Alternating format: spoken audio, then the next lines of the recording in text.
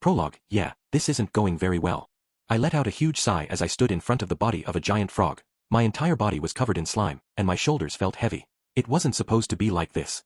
After getting kicked out of that country, I traveled to the town of Axel in the neighboring country. This place is famed as the town for newbie adventurers, so it seemed like the perfect place to begin my new life as an adventurer. I changed classes from Dragon Knight to Warrior and sealed away my spear, making do with the single sword that Princess Leonore gifted me, but it just isn't coming together. If I had a spear, I could defeat a creature of this level in a single blow. This wasn't a boast. It was an objective fact. A Dragon Knight's main weapon is a spear. They carry swords on their waist as a backup weapon, but it has no place in an actual battle. As such, we mostly trained with our spears and rarely if ever use our swords. I never expected them to be this different from each other. Dodging enemy attacks isn't too difficult, but when it comes to attacking, a spear and a sword are completely different. The footwork you need to use with a sword is also completely different from a spear, so it feels awkward to me. Guess I'll just have to get used to it. I've been working by myself so far, but I've heard that adventurers generally group up into teams. I should start looking into finding some companions before too long. As I was thinking about that, I suddenly heard the sounds of battle in the distance. I glanced over in that direction, and managed to make out a group of adventurers in the middle of a fight. One vanguard with a shield up in front, and a bow user and a spellcaster in the back. They seemed to be struggling a little, so I decided to lend them a hand. I've only been in town for a short period of time, but there's no harm in making a few more acquaintances. As I rushed over, I raised my voice so that they would know that I'm not an enemy. Seems like you're in trouble. I'll lend you a hand. With my sword in hand, I gallantly leapt into the battlefield. Oh, thanks for the help. We've been really lacking in offense. You're a great help. The shield bearer and the bowman gave me words of thanks. I could only see the mage-like girl from the back, but she seemingly raised her staff in acknowledgement. They were on the ropes earlier, but with just the addition of a single vanguard, the flow of the battle decidedly shifted in our favor. You have my gratitude. You seem to be an adventurer, but I don't think I've seen you in town before. I've only been in town for a short time, after all. The straight-laced seeming man thanked me after the battle was over, and I casually responded. There are a lot of his type amongst the knights, so he is easy to talk to. Sigh, seems like it'd really be tough if Taylor is our only vanguard. The man with the long bangs casually shrugged his shoulders, seemingly frivolous in both words and actions. He seems quite close to the thuggish adventurer image that I'm trying to adopt. Good work, we managed to make it out somehow. Thank you too. The female mage who had her back turned towards me this entire time turned around and gave me a smile. Seeing her face took my breath away. The face of the person who I've given up hope of ever seeing again is staring right at me, after all. Why are you gawking at me like that? Is there something you want to say about my face? She said with a frown. Her displeased face is also practically a clone of hers. However, it's not the same. They do really resemble each other very closely, but they aren't the same person. There's just the very slightest bit of difference between the two of them, but I can tell. This isn't good. Whenever I'm with her, I'm reminded of the princess. I've already decided to make a clean break from my past, so it's best if I don't get involved with her. I took a deep breath to calm myself down. No, sorry. My name is Dust. May I ask your name? Me. I'm Lin. Nice to meet you, warrior with a strange name. She offered her hand to me with a smile, and I couldn't take my eyes off her. I know I shouldn't hang out along with her, but I'm working solo right now, but if you don't mind, could I join your party? When I looked at her face, those words just came spilling out of my mouth. Chapter 1 The Advance of the Demon King's Army Part 1 I was in the guild, enjoying a drink as I waited for the rest of the adventurers to gather. Together with my companions, we were seated at the usual spot. Normally, when we gather at the guild like this, the table would be filled with towers of piled-up plates, but today we only had salad and beer on the table. Our resident big eater, Fate 4, was taking a nap in her room after eating her fill. Is what she said earlier true? Taylor said with a frown, crossing his arms. Well, you wouldn't say something like that as a joke. Keith said as he swirled his drink around in his mug. I heard some rumors about this, but I never thought it would be true. Sigh, Lin, the only girl in our party, let out a small sigh. There is a reason why everyone in the guild is unusually quiet. That's because of the words that the guild receptionist, Luna, said just a short while ago. She just made an emergency broadcast, and is currently waiting for everyone to gather before making an official announcement. As I drank my drink in a daze, the adventurers in town slowly started trickling in. Amongst them is Kazuma and his party. No, wait, it doesn't seem like his entire party is here. The most cheerful out of all of them, the blue-haired priest Aqua, isn't with them. That's rare. The assembled guild staff seemed to be waiting for Kazuma to arrive, and started addressing the crowd the moment they popped in. Now, the reason we gathered everyone here is because of the rumors of the Demon King's army attacking this town. I'm sure everyone has already heard about it. The adventurers who heard this news reacted in one of two ways. Either they fell completely silent, or they erupted into worried murmurs. A mage girl asked if they could ask the royal knights for aid, but Luna told them that the main body of the Demon King's army is moving on the capital as well, so we can't expect any help from them. Come to think of it, I think Princess Leonore said something similar. In the chaos of the last few days, I completely forgot about that. Isn't this pretty bad? Lin whispered worriedly, and Keith and Taylor silently nodded in agreement. This town is a town of beginner adventurers. Most of the adventurers in town are rookies, with very few mid-level or exceptional adventurers. And the high-level adventurers in the other towns are headed over to the capital to fend off the main body. It would be pretty tough for us to confront a Demon King's army attack dash. So we can't expect any help from the capital or other cities, huh? Keith said such gloomy words, but his tone is casual. His expression, Oswell, is a far cry from being gloomy. Shouldn't you have a little more urgency? Yun, who had made her way to the corner of our table without us noticing, voiced her opinion. Yun isn't comfortable with strangers, so I suppose the only place where she can feel comfortable in such a crowd is by our side. We faced down that destroyer, you know? Compared to that, this is far better. I waved a casual, dismissive hand at Yun, who is the only one amongst us that's wound up. This and that are completely different things. Why are you so relaxed? The Demon King's army could be attacking us, you know? The town of Axel only has novice adventurers. What are you so angry for? Shaking your overdeveloped breasts like that. Oh, what about digging a large pit in advance? The mage girl suddenly shouted. It seems like she's brainstorming ideas on how to defend the town of Axel. The others too were offering their own ideas without a hint of despair. My companions too were swept up in this atmosphere and started offering their own ideas, too. How about handing weapons to the townsfolk and forming them into a militia? Taylor said, crossing his arms. Arming the townsfolk, huh? Well, there are quite a few interesting characters in town, and we also have a fairly large population of retired adventurers, so it might actually be a good idea. Not everyone who can fight is an adventurer, after all. I thought of a good idea. Why don't we put the Axis cultists who not even the Demon King's army get along with in the front line and use them as our shields? Oh, that's a good idea. I don't think the Demon King's army would even be able to get close to them. I snapped my fingers and voiced my agreement with Keith's idea. Don't you guys have even a shred of conscience? That's way too far. Lin and Yun stared at me like they were looking at something filthy. Why are you looking at me like that? Those guys do nothing but cause trouble every day, you know? Now is the time for them to actually be useful. If we tell them that this is the perfect chance to gain new converts, I'm sure they'll hop right on board. I've gone through a lot of bad experiences at the hands of the Axis cult, especially the time when I visited that hot springs town, Alkenrisha. Honestly, I really don't want to recall it. Victory comes to the swift. If we have Kazuma help us, this would be... Oh yeah, Aquane-chan isn't here. She's always the first to appear whenever there's a commotion like this, so I guess I should ask Kazuma about her as well. Just as I was about to stand up, someone else walked over to Kazuma. He had two female companions behind him and had a handsome face that just seems to be asking for a good punch. I think I've seen that guy somewhere before. You forgot again? He's that famous swordmaster with the magic sword. Me. What was his name again? Lin started poking fun at me, but she herself couldn't remember his name, and she put a finger to her temple as she fell into deep thought. Satu Kazuma. I don't see Aquasama anywhere. Where is she? The guy asked what I wanted to ask, so I decided to hang back and observe. Oh, Yamazaki. Long time no see. Ah, right, that's his name. Yamazaki. It's Mitsurugi. Hurry up and remember my name already. That wasn't even remotely close. You're not doing this on purpose, are you? No, never mind. More importantly, what happened to Aquasama? Is she not with you today? Oh, it's Mitsurugi. Ah, well, I don't really care about remembering a guy's name. Still, why is he addressing Aquane-chan with Sama? Wait, he's not an Axis cultist, is he? Yua, best to keep my distance from him, then. Aqua left behind a letter before running away from home. Seriously? She ran away from home? Well, she probably did something selfish, made Kazuma angry, and ran away in tears. She wrote that she's heading off to take down the Demon King before slipping off into the night. If she caught the midnight carriage, she'll probably be close to Alkenrisha by now. With the number of Demon King's generals reduced severely, she feels like she can break through the barrier right now, or so she says. Take down the Demon King. Take down the Demon King? Mitsurugi's voice echoed through the guild and overlapped with my own internal monologue. Is she serious? She's an archpriest of the Axis cult, so I never paid much heed to her crazy actions and thought process, but to think that she'd try to take down the Demon King. I can't believe her brain has rotted to such an extent. It seems like I wasn't the only one who was taken aback. The entire guild fell into silence upon hearing Mitsurugi's outburst. Shock and bewilderment were reflected upon the faces of the adventurers present. Kazuma and Mitsurugi continued talking, but I'm in no state to pay any attention. Aquane-chan left on a journey alone?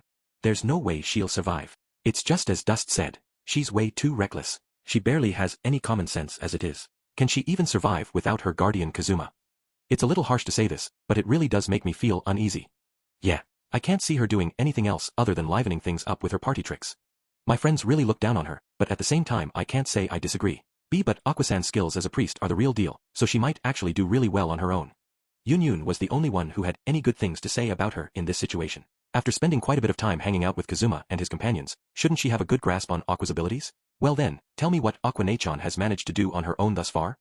Party tricks. She embarrassedly whispered, as that seemed to be the only thing that she could think of. The adventurers around me said similar things, seemingly on the same page as me. Those words are harsh, but they weren't making fun of her. Rather, everyone seemed to be genuinely concerned for Aqua. Aquasan is really well liked in this town, isn't she? She is the life of any party, after all. Plus, she has this air around her that makes you not want to leave her by herself. Lin and I met gazes and traded a bitter smile. I don't think there's anyone in this town who genuinely hates her. No, wait, that might not apply to Sir Vanir. Calm down. Please calm down, everyone. Has anyone here seen Aquasan today? Luna's voice rose over the guild, and the place fell silent for a moment. I turned my gaze to my companions, but they all shrugged and shook their heads. I looked over the guild, and the results seemed to be the same. It would seem that Aqua managed to leave town without anyone seeing her. Seeing that, Mitsurugi made movements like he was about to dash out of the guild to chase after Aqua at any moment. That would be a problem. There's a pressing need for experienced adventurers like you to assist in the defense of the capital or this town. I'll send out an urgent notice to the other guilds to search for Aqua-san, so. Hey, if he wants to go, then just let him. Seeing Luna desperately beg to stop him, I couldn't help but raise my voice. Everyone's attention seemed focused on me, so I went with the flow, put my feet up on the table and put on a pompous demeanor. I can't believe she said such pathetic things. Are we really that unreliable? We can handle the defense of this town with just the people here. Nei-chan, you might not be aware of this, but there are plenty of high-level adventurers in this town. There's no need to beg this brat who is constantly surrounded by 2 women for help, just rely on us. There's a cool line for you. I bet the rest have fallen in love with my sharp tongue. I surreptitiously cast a glance at my companions, and they were giving me a look halfway between suspicion and disgust. Yun seemed taken aback by my statement, but she seemed at a complete loss for what to do. She had been fidgeting at the corner of my vision for some time now. Even if you say that. How many adventurers do we have that are above level 20? I reckon most of the adventurers here have levels between 10 and the low 20s at best. By convention, most adventurers would leave this town after hitting level 20 and move on to other towns surrounded by stronger monsters. We'd be very lucky just to have a handful of people here above level 20. Luna said that with a flustered expression. I can't believe she doesn't know about this despite being a guild staff. Almost as if in response to my internal complaints, one of the adventurers stood up. I'm level 32. Luna let out a gasp of disbelief at those words. As silence descended on the guild once more, another man stood up. I'm level 38. Following those two, several other adventurers stood up and announced their levels. Most of them were above level 30, and there were even some that went past level 40. Perhaps doubting their self-proclaimed levels, Luna went around checking everyone's cards with a doubtful look on her face. It only took a short time before that look was replaced with one of astonishment. Why are all of you staying in this town even after achieving such a high level? The monsters around here don't provide a lot of experience points. It's only natural for Luna to be surprised. However, every man in this building knows the true reason. The reason why they stayed in this town. No, perhaps I should say, the reason why they can't leave this town. In response to that question, one of the adventurers scratched his head sheepishly and said, Isn't it obvious? That's because we love this town. Bullshit. Luna might be moved to the point of tears, but you can't fool me that easily. The adventurers who stood up are all regulars at the succubus shop. I've lost count of the number of times we've met each other in the store. The fact that everyone who stood up is a man is the ultimate proof. I'd really like to call them out on it, but I'll probably be dragged into it if I did, so I think I'll keep it to myself this time. Part 2. In the completely rejuvenated guild, Luna took to her tasks in a flurry of activity. The presence of mid-level adventurers seemed to have given her hope, and she's currently busy splitting everyone into squads. The adventurers who already have parties remained in them, and the ones who don't have enough members made them up from acquaintances and friends. Soon, everyone had their own party, except for a certain loner who remained by herself. Needless to say, it was the embodiment of loneliness, Yun. She seemed like she had nowhere to go, but she was sticking close to us like she was expecting something. She's standing just far enough away that it's hard to tell if she's part of our party or not. My companions were shooting me meaningful looks, so I had no choice but to call out to her. Hey, what are you doing? This isn't your place. Hearing that, Yun's face twisted into one of despair, and my companions widened their eyes in shock and started softly lecturing me. Seems like my casual statement was completely unexpected to them. I am sorry. Yun repeatedly bowed her head before slowly walking away, but I grabbed her hand before she could go too far. I led her over to where Kazuma and his party were standing. Yun gave me a confused look, seemingly not understanding what's going on. In terms of combat prowess, you're probably ranked first or second in this town, right? If a true crimson demon like you were to join forces with that irksome magic sword wielder, you might actually be able to face down the Demon King, don't you think? Go hunt down that damned annoying Demon King and give him a good few blows in our place. Hey, if Yun is a true crimson demon, what does that make me? Why don't you make it clear right now? Someone petty in both chest size and attitude said something, but I ignored her. I'm a little worried just leaving these guys on their own. If it was just to get Aquane-chan back, it'll be fine, but it's these guys we are talking about. They might end up getting dragged into fighting yet another troublesome enemy. It'd be safer to have a real archwizard like you with them. Come now, you can cast teleport, can't you? If push comes to shove, you can just teleport back here on your own, no problem. After I said that with a smile, Yun looked at me with moist eyes for some reason. Is she happy because she got a rare compliment for once? Hey, why don't you tell me exactly what kind of archwizard I am if not a real one? Megumin barged in between the two of us and grabbed my shirt. I just said the truth and this girl got mad at me. How are you this strong despite being so small? Hey, stop shaking me. Don't blame me if I puke on you. Don't shake a man who has been drinking like this. I can feel the beer flowing back up into my mouth, so cut it out. As I tried to drive Megumin off, I saw Yun smile in a corner of my vision. I understand. I'll be off to help Aqua-san. It's only natural to help a friend in need. Oh, she made her own decision. Seeing her smile, I couldn't help but feel a little warm inside. For someone as shy and indecisive as her, that must have taken a lot of effort to do. But now is not the time for that. Crimson demons are a race that will never back down from a fight. Very well, I'll take you on. Let's take this outside. Megumin grabbed my shirt and started trying to drag me. As I struggled with her, the conversation progressed without me. I didn't catch what exactly happened, but the magic sword guy suddenly became depressed and needed to be comforted by his town hanger-ons. That made me feel warm and fuzzy inside. Dust Kuin. Dust Kuin. Look, the handsome hunk got rejected. He even extended his hand like he's hitting on her. Seems like even hunks can get rejected. Seriously? Well, that's an interesting development. Jaya ha ha ha. Even the legendary loner knows how to pick her friends. As Kazuma and I broke out into raucous laughter, Yun blushed and said something to the two hanger-ons, but I couldn't catch it through the laughter. Eventually, the two hanger-ons chased me away, and I made my way back to my companions. It seems like Kazuma and others are still discussing something, but I suppose there's no longer any need for me to butt in. You know, couldn't you not make a scene everywhere you go? Did you see that hunk's face? I haven't laughed that much in a long time. I said to Lin, and she gave me a wry smile. Taylor and Keith were off with the other adventurers discussing plans on how to counter the Demon King. Lin leaned in close to my ear and whispered, "Aren't you going to fight the Demon King, too? If you bring Fate 4 along and use your true abilities, I'm sure you'll be of great help."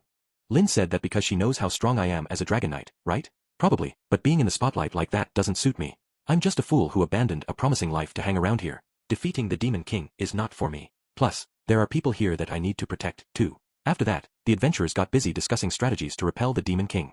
I don't dislike these guys who are still this upbeat and optimistic despite the dire circumstances.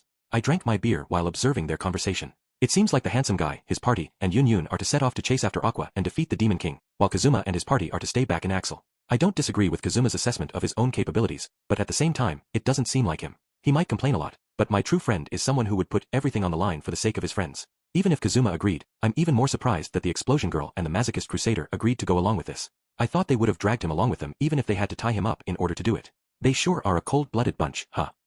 You don't get it. Lin chuckled in response to my mutterings. What do you mean? Why don't you take a good look at their faces? I did as I was prompted, and both the Explosion Girl and the Masochist Crusader were giving Kazuma an expectant smile. Part 3. It's been a few days since then.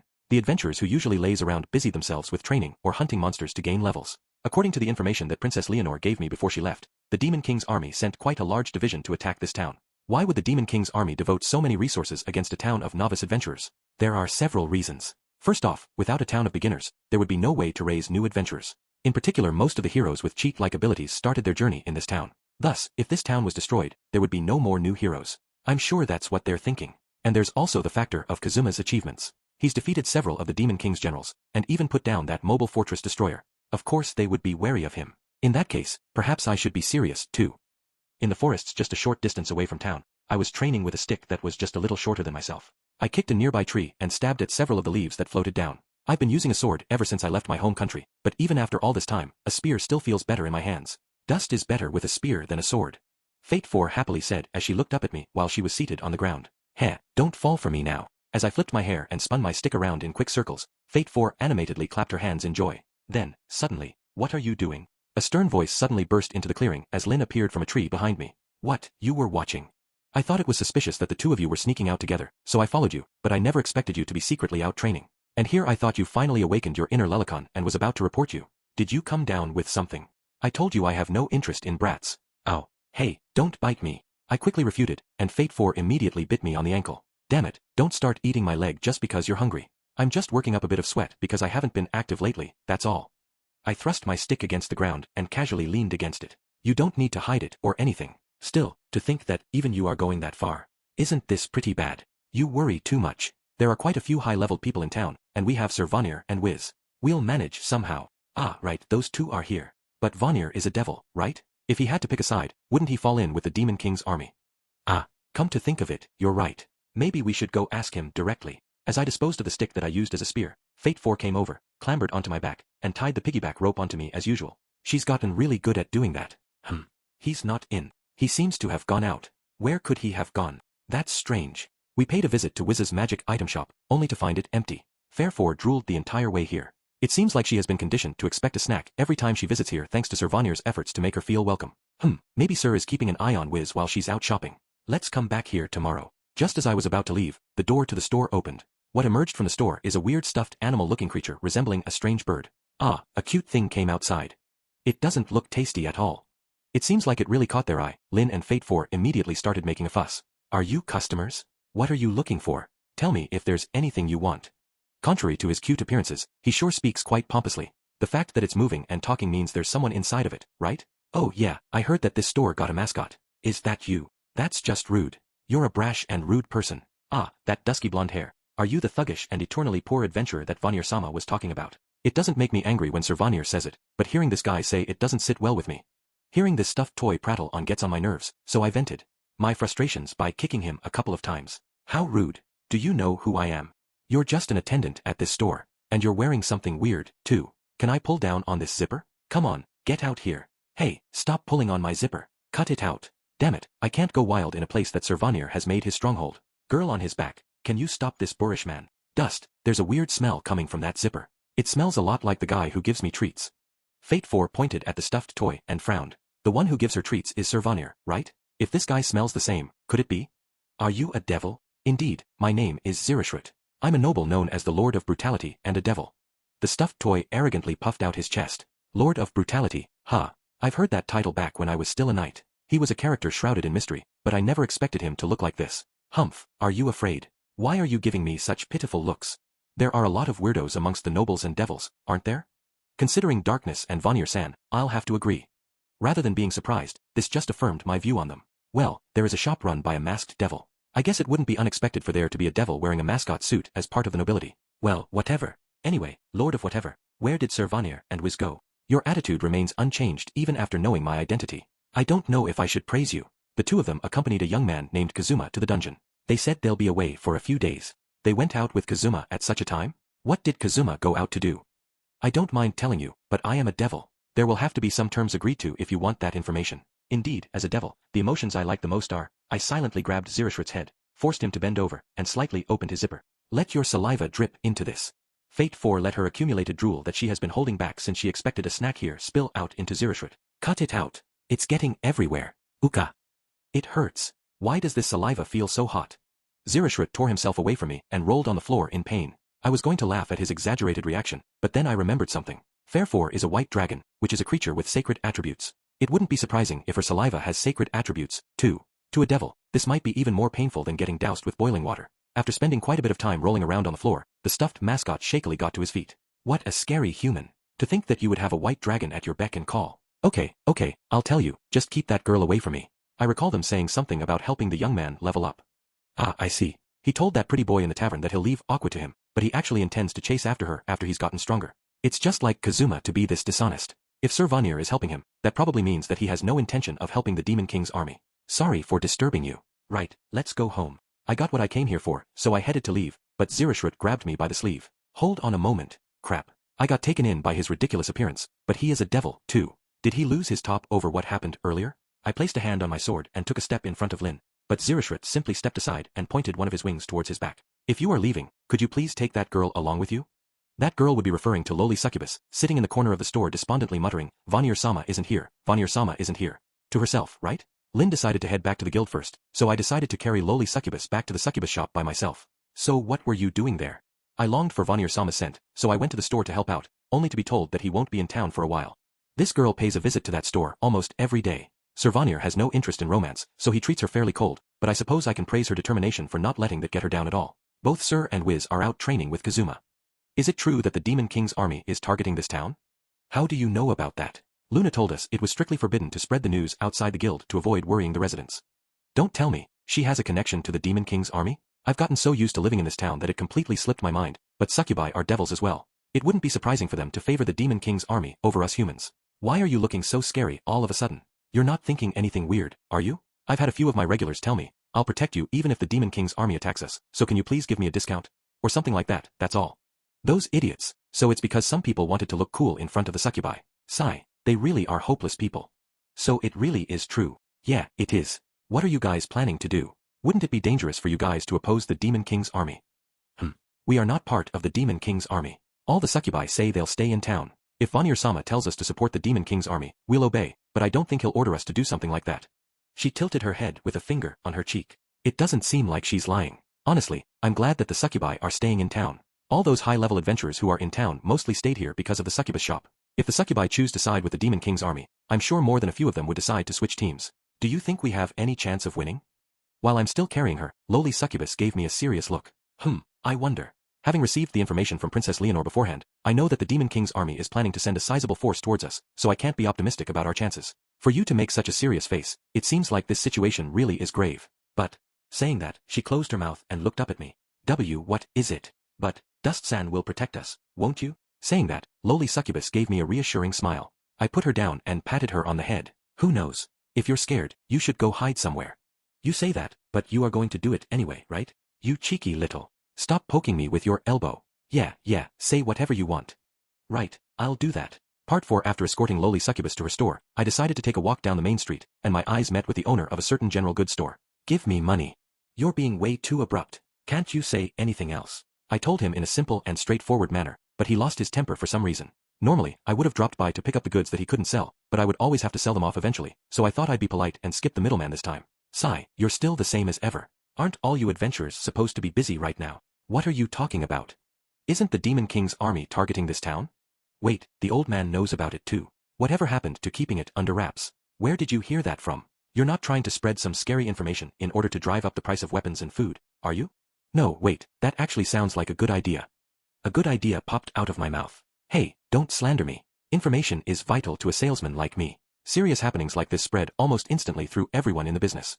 It kinda irks me how he's stroking his chin and lording that information over me. Still, what kind of secret is this supposed to be? Just about everyone I run into already knows about it. Sigh. Well, there's no point in hiding it from you. Yeah, that seems to be the case. Are you planning on packing up and running? Don't make fun of me. How much do you think I went through in order to open this shop?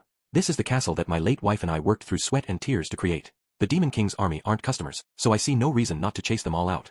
He flexed his muscular biceps and let out a fearless laugh. It doesn't seem like he has any intention of running away. You know, old man, you might end up losing your life here. I don't need a young man like you to remind me. Sure, life is precious, but everyone has things that are more important than life, right? He naturally said that. It doesn't seem like he's putting on a brave act for my sake. Well, it's none of my business anyways, so just do as you wish. Yeah, I'll do as I wish. Hey, Dust. Yeah. Take this with you. Saying that, he tossed a spear towards me. What are you thinking? I don't use a spear. And this is a pretty good weapon. If you're giving it to me, I'll take it, but don't ask for it back. I'll find a place to sell this and have some fun with the ladies tonight. I gave it to you, so you can do whatever you want with it. Normally he would be yelling at me, but he's not even offering a single complaint this time. You're more used to using that than a sword, aren't you? This old man likes to boast about being an amazing adventurer. I guess he wasn't lying about that. Just don't regret it later. I won't. I'm expecting great things from you. As I shouldered the spear and prepared to leave, those unexpected words from the old man made me turn back in a panic. But the old man simply waved at me before disappearing back into the store. Afterwards, I paid a visit to the bars and gambling establishments that I frequented whenever I had money to spend, and found that almost everyone knew about the Demon King's army's attack. Even when I passed by the police station, one of the officers called out to me, saying, Dust, please do your best to protect this town. They normally chase me around like a dog running down a meal, so hearing them say that now kinda gives me the creeps. In the end, most of the residents already know about the Demon King's army's attack, but not a single one of them are making preparations to escape, and all of them seem intent on staying here. Everyone is saying they won't run away. Fate 4 said as we sat down on a bench by the park to let Fate 4 finish off the sticks of roasted meat that a dewy-eyed street merchant handed over to her. This town is just full of easygoing idiots. They do say that the only cure for idiocy is death. Or was it that even death can't cure idiocy? Dust, you're not running away? Fate 4 probably asked that question with no ill intent, but hearing it caused me to stiffen up. Come to think of it, I could run away too. That option never even crossed my mind until now. I went around asking everyone if they are planning to run for it, but I never realized that it was an option for me as well. Well, I'm an idiot just like them, I guess. I stood up from the bench and rested my hand on the sword hanging from my waist. You are my knight, so from now on, don't use your spear unless it's to protect me or someone you really want to protect. Do your best with that sword instead. That was the promise I made with Leonore when we parted. For the sake of someone I really want to protect. That would of course be Lin, and I suppose I could add my friends, companions, and all the lovable idiots who live in this town to that list. Part 5 in the plains a short distance away from town, I stood across from Keith and Taylor with my weapon a spear, in hand. Why the sudden change of heart, Dust? I can't believe you of all people would ask us to train with you, and why a spear? The two of them didn't even bother to raise their weapons, instead barraging me with complaints. Lin and Fate 4 were seated on a nearby rock. It seems like they only intend to observe us. I want to retrain myself in preparation for the Demon King's army's attack. That spirit is admirable, but can I really take it at face value? Don't be fooled so easily, Taylor. I'm sure you know by observing Dust's daily activities that he is not a man to be admired. And seriously, why a spear? Taylor crossed his arms and nodded in response to Keith's words. Did you commit a crime so grave that you have no choice but to silence us under the guise of training? It pains me to say this, but as your companion, I shall have to put a stop to you right now. Hey, don't raise your shield and sword now. It's regrettable to do this to a friend, but this is for the sake of the world and everyone in it. By the way, did they already put a bounty on your head? Don't cry crocodile tears while knocking your bow. What are you talking about? Don't make me sound like a vicious criminal without proof. They just keep thinking about worse and worse things. Just what is with that imagination of theirs? I really want to regain my skills with a spear. And there's also a few things I need to talk to you about. Lynn already knows, but I haven't yet revealed my past to Taylor and Keith. The reason why I have a spear in my hand and my past. And Fate 4's secret. I decided to tell these two everything. Taylor, Keith, please listen to me. I told the two of them about my past, Fate 4's true identity, and everything else that seemed related. The two of them listened to me without a single word, only to let out a huge sigh at the very end. I prepared myself for any responses they might have, but they stayed silent. Their expressions also seemed the same as usual, without a hint of surprise at all. Don't you guys have anything to say? I'm just thinking that you finally came clean with it. Actually, did you really think you kept it a secret all this time? Eh? These guys knew about my past all this time? Since when did you know? Well, I've always had some inkling, but it's only until recently that I became certain of it. You seem just like a regular old hoodlum right now, but back when we first met, you had the air of a well-educated person. There were quite a few rumors about you being a former knight or a runaway nobleman. Yeah, that's it. And your way of speaking was weird, too. It's quite obvious that you're forcing yourself to speak this way. Plus it's really suspicious how bad your skills with a sword are despite your high physical stats. So they already knew about the secret that I tried so hard to hide from them. Sometimes I wonder why I even bother trying. So, what you just told me is not entirely a surprise. Though, the fact that you were that rumored dragon knight really was outside my expectations. As for Fate 4, there's no way a normal young girl would be able to eat that much food. Yeah, there's something just fundamentally strange with that appetite of hers. Plus, she did show up just as the white dragon sighting rumors started flying around town. I felt a little relieved that I was worried over nothing, but there's still a little bit of grumpiness within my heart. Sure, it's great that they accepted my explanation easily, but if I knew this would happen, I would have just come clean at the start. Sighed. Well, I guess it's a good thing that you two are so quick to accept it.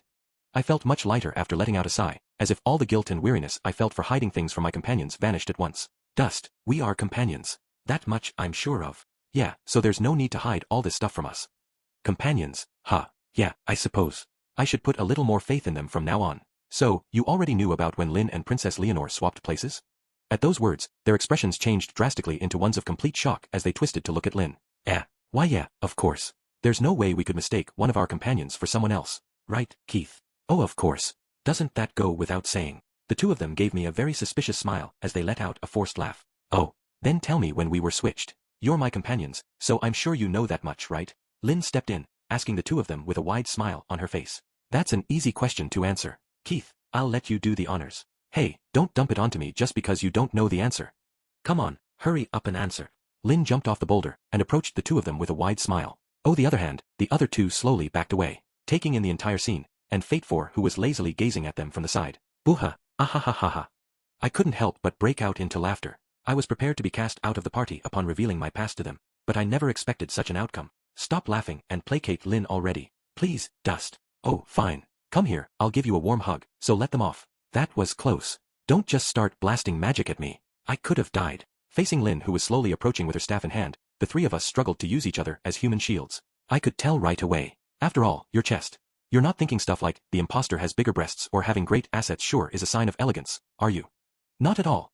X3 we frantically blurted out one excuse after another until Lynn lowered her staff. After that, I started training with my companions. Pant.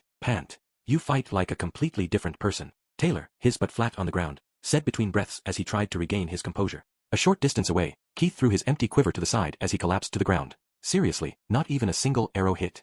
I soundly defeated the both of them, but I'm not satisfied with that. When I put my all into fighting with a spear, it's clear to me that my skills have regressed. Sure, I'm more agile and my blows hit harder than if I was wielding a sword, but it's a far cry from when I was in my prime. Keith, Taylor, thanks. You guys really helped me out a lot. Right, Fate 4, why don't we take a walk and go for a little training in the meantime? It'd be pathetic for a dragon knight to not be able to ride a dragon. Oh. Lynn hurriedly rushed in front of Fate 4 as she enthusiastically started taking off her clothes, blocking her from our sight. Hey, turn around. I don't have the slightest bit of interest in a little girl's body, but the last time I said that, Fate 4 bit me, so I quietly turned my back to her. It's fine now. Turning back around, I saw a large white dragon before me, with Lynn seated on her back. Hey, why is Lynn riding on her? It's fine, isn't it? She'd get more practice with two people riding on her than one. Now, come on, hurry up and get on. She's saying some reasonable things, but I bet she's just looking forward to taking flight again after that nighttime flight she had a while back. Oh, fine. It'll be a little heavier than usual, is that okay? I said as I stroked Fate 4's neck, and she rubbed her face against me. Seems like she's fine with it. I sat in front of Lin, and she wrapped her arms around my waist. We'll be flying around for a while, so you two get some rest. I see. Then I'll take you up on your offer. Take as much time as you need. I'll go take a nap.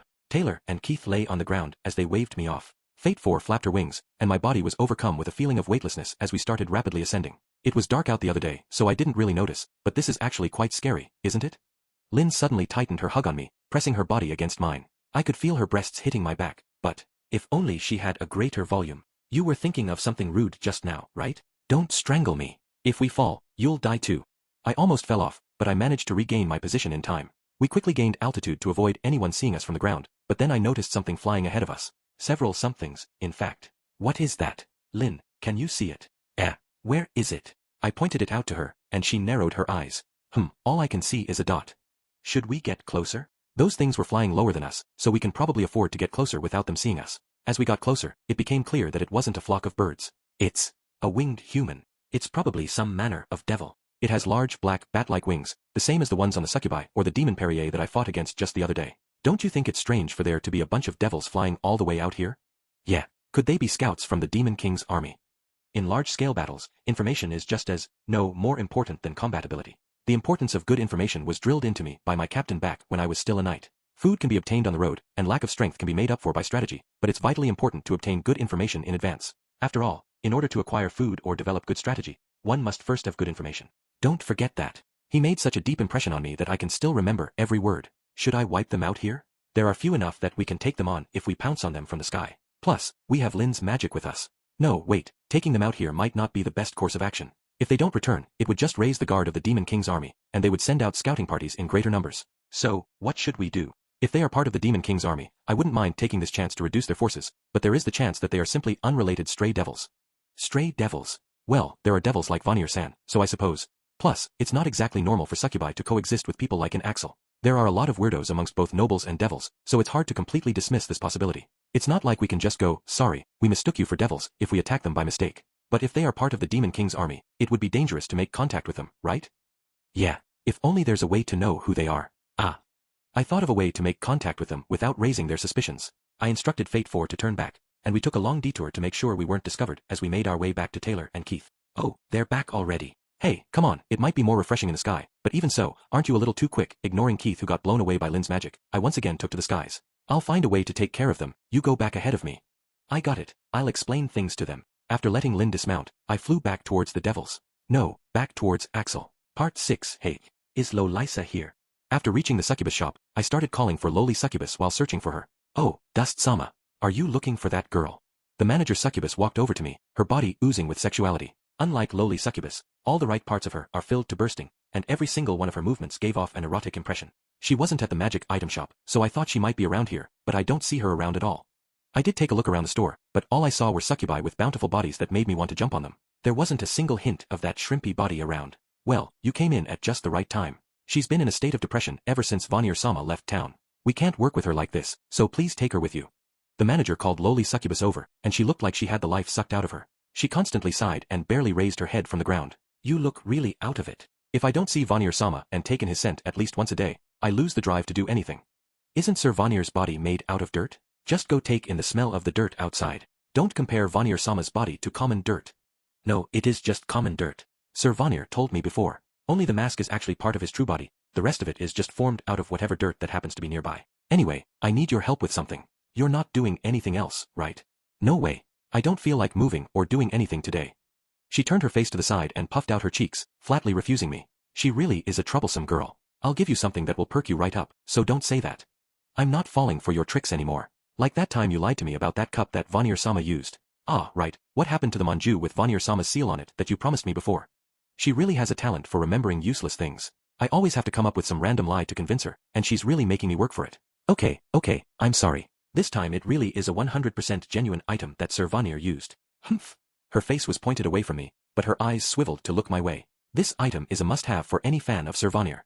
I pulled out a pair of boxers from my pocket. The moment I did so, lowly succubus leapt up to it and started intensely looking it over. You can't fool me that. I can smell a familiar scent from this. It smells just like Sir Vanir. It's a little creepy to see her fawn over it with such intensity. Still, I managed to fool her. I simply got these boxers from one of the stores on the main street and rubbed it in the dirt in the yard of the magic item shop.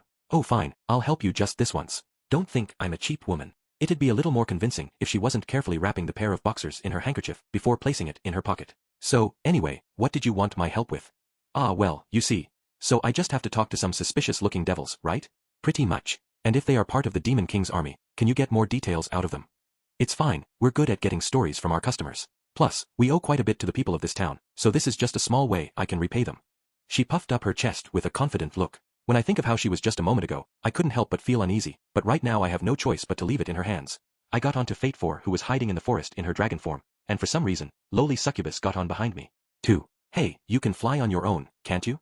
There's a large difference between Fate 4's speed and my speed. Plus, I always wanted to ride a dragon. Now, let's set off. I told lowly succubus, who was excitedly waving her arms around, to hold on tight before giving Fate 4 the signal to ascend at top speed. Wah! It's too fast. My butt kinda hurts if I sit on her, so I have to float, but I don't think I'll be able to fly on my own after experiencing this. Is this why you wrapped your legs around my waist? Stop shaking. It's dangerous. The voice coming from behind me is annoying. The reason why her butt hurts is probably because of Fate 4's sacred attribute. It probably doesn't sit very well with devils. Oh, I can see them. I slowed down and observed the group of flying devils from a distance. Their bat-like wings resembled that of lowly succubus, but they seemed to be all men. Do you know what kind of devils they are? Ugh, incubi. Lowly succubus spat under her breath while making a disgusted face. It doesn't seem like she gets along with them. Incubi are the male version of succubi, right? I recall hearing about them being creatures that suck essence from women instead of men like the succubi. Don't compare me to them. Incubi are the natural foe of all succubi. Sure, we are both dream demons, but they are all creepy narcissists who have an overly inflated opinion of themselves. Just seeing them makes my skin crawl. Her face turned bright red as she worked herself up during her rant. It seems like she really dislikes them. She gets along with just about anyone other than Axis cultists, so it's really surprising to see her show such spite and disgust towards someone. So I guess going up to talk to them is out of the question. Alright, I guess I'll think of something else. No, I'll do it. Please let me do it. I thought she would have lost her motivation, but she instead said that with a look of determination in her eyes. Well, aren't you motivated? What's up? I once lost a customer to a cross-dressing incubus. He told me that he liked cute girls like me, but he went, not a boyish-looking girl, but an actual boy. That is exactly what I've been looking for. And tossed me aside. Can you believe that? It's ridiculous, isn't it? I'll never forget that humiliation. Unforgivable, unforgivable, unforgivable. She clenched her fist and started muttering under her breath like she was trying to cast some kind of curse. It sounds like I'd be better off not prying too deeply into that. Still, at this rate, she might end up marching up to them and hurling insults into their faces. I should try and lighten her mood a little. I see. That guy has a really poor eye for people. No matter how you look at it, you're far more charming. If it was me, I would have chosen you in a heartbeat. Right? You do get it. Her mood instantly improved and she shyly started tracing circles around her cheek with her finger. Between Yun and her, it feels like I'm surrounded by nothing but easily fooled people. Ah, though, I guess that doesn't apply to Lin. Oh, they landed and seem to be taking a break. If you want to talk to them, now's your chance. Okay. Oh, Dust-san, please come together with me. Why? Wouldn't they be on guard if a human like me was with you? It's fine. I'll handle that part. Leave it to me. Seeing her this confident somehow made me even more uneasy, but since I've already decided to leave it to her, I have no choice but to trust her with this. We landed some distance away in order to avoid their attention, and Fate 4 turned back into her human form and crawled onto my back as usual. Then we approached where the incubus have set up camp, with me standing a short distance behind lowly succubus. As we got closer, I managed to get a clear look at them for the first time, but, really, what the hell are they? They had overly lush and thick hair, they had piercings dangling from their ears, and despite looking clearly male, their faces were caked with makeup. They even had eyeshadow. They wore black suits without a tie. The shirt that they wore underneath were garishly colored, and had a large gap at the chest area, exposing them for everyone to see. Seeing a man's bare bosom doesn't make me happy at all. They had several rings on their fingers, and the way they constantly caught the sun is kinda annoying. After landing on the ground, their wings have disappeared, making them look just like ordinary people at first glance. What are you all doing here? Lowly succubus fearlessly approached and called out to them, despite them being totally suspicious by any metric. Oh hey, aren't you a cute little thing? Is there something you want with us? He glanced at me, but completely ignored me. It seems like they just aren't interested in men. Well, I suppose I can't get too angry about that. I'm just wondering what you are all doing here. Well, we are just taking a break under the shade of this tree, my pretty little bird. I think I felt a chill go down my spine. Can't you guys say anything without wildly gesturing? And stop flipping your needlessly long bangs every time you talk. If it's getting in the way, then just cut it off. Is that so? To think that she would be able to keep smiling despite facing a bunch of guys whose very existence is annoying, I must really hand it to lowly succubus. By the way, you are all incubi, right? She said while tilting her head, and all the incubi suddenly stood up at once. Oh, their smiles are completely gone from their faces. So they can put on a serious look when they want to. I took a few steps forward and put myself in front of lowly succubus. Oh wow, that's so cool. I wonder, just what are you thinking coming up to talk to us despite knowing our true identities? Bat wings sprouted out from their backs all at once. It seems like they have abandoned any attempts to keep their identities secret. There's no need to be so alarmed. I'm a devil too. Lowly succubus stepped to the side and turned around, showing off the bat-like wings on her back. Oh, if you're part of the same business, you should have told us earlier. The tense atmosphere disappeared in an instant. When he made 2 finger guns and winked at her while saying, "Oh, you're such a bad girl," it made me almost want to puke. Are you heading towards the town of Axel? Yeah. We have a little job there. Could you be scouting the place in preparation for the attack? Well now, that's a top secret even amongst the Demon King's army, so how do you know about it? Their tone remained light, but their eyes suddenly narrowed. There were a few of them who started reaching for the daggers at their waist. Well, you see, I'm also sneaking into Axel to gather intelligence. But the man next to you is a human, right? Yes, indeed. He's a collaborator with the Demon King's army. If you're going to come up with such a backstory, you should tell me in advance. If you suddenly spring that on me, all I can do is just smile. And I doubt they'll believe such an obviously made-up cover story. Come on, look at his flippant face. He really does look like a traitor, doesn't he? Ah, that's true. Is the child on his back camouflaged too? Not bad. You really like money, don't you? I get you, I get you. You might be wearing clothes, but you're nothing but a pig underneath. I'll kill these guys later. I really don't like how they believed it so easily, but for now I'll have to be patient. Incidentally, I'm a subordinate of Vanir-sama. You're talking about that Vanir-sama, right? The same one who pulled all kinds of pranks at the Demon King's castle and gave the Demon King nothing but headaches, right? I heard he was demoted. I really feel for you. He used his original way of speaking for a moment there. Still, I can't believe Sir Vanir used to pull that kind of stuff at the Demon King's castle, too. Kazuma told me that Sir Vanir used to be a general of the Demon King while we were sharing a few cups together, but I thought he was exaggerating and dismissed it. I can't believe it was actually true. If I recall, he's working at Wiz's store because he wants a dungeon of his own and is saving up for that, right? Then, shall we exchange some information? Yes, please. I feigned an air of disinterest as I listened in on the conversation. Thanks to lowly succubus who spent years training her conversation skills while working in the service industry, we managed to gain quite a fair bit of useful information. In short, the incubi, who had the most experience with humans and could easily pass themselves off as humans, were chosen to be the scouting part. While it's true that they look close enough to humans, their eccentric dress sense and mannerisms meant that there's no way they can ever blend in. Still, this is worse than I anticipated. According to them, the Demon King's army dispatched far more forces to Axel than I expected. Not only did they have an impressive amount of forces at their disposal, but they also sent out these guys to obtain detailed information about Axel in advance. It seems like the person in charge of the army is no fool, and it would become far worse if they were alerted and reinforced. If they successfully managed to scout out Axel, they'll be put on guard. No wait, will they be on guard if they know how Axel really is like? Adventurers who start drinking and partying in the middle of the day. And the free and spirited inhabitants who wouldn't lose out to those adventurers. Plus there's the Axis cultists led by Aquane-chan who go around doing whatever they want, causing trouble and being disliked by everyone. Wouldn't letting them see that actually cause them to lower their guard? If you don't mind, I can show you around the town of Axel. I know that town inside and out, hehehe. After they finished talking, I interjected while rubbing my hands together, but lowly succubus looked at me in confusion. Really? That'll help a lot. Thanks. The incubus replied in a frivolous tone, accompanied with exaggerated body movements. I really want to punch him in his face. Hold on, Dust-san. Lowly succubus pulled on my clothes and dragged me aside. Once we've gotten a fair distance away, she pulled on my ear and whispered. What are you thinking? Why are you helping the enemy? Don't yell in my ear. Think about it. Rather than letting them wander around as they will, wouldn't it be better for us to guide them around? You mean only letting them see stuff that would put them off their guard, right? Well, it is true. You really did think it through for once. There's no need to say, for once, but yes. If you ask the other succubi for help, we should be able to avoid giving them information they shouldn't know. I see. Okay, I'll go speak to my co-workers and senpais. I'm counting on you. Hopefully, this will make the Demon King's army lower their guard. Part 7. I left dealing with the incubi to lowly succubus and returned to the Adventurers Guild. After locating Lin and the others who went back before me, I joined them at the table. Oh, you're back. What happened to the devils? I've taken care of that. Oh, and I heard some really bad information. I gave them an abridged version of what happened while leaving out anything that has to do with succubi.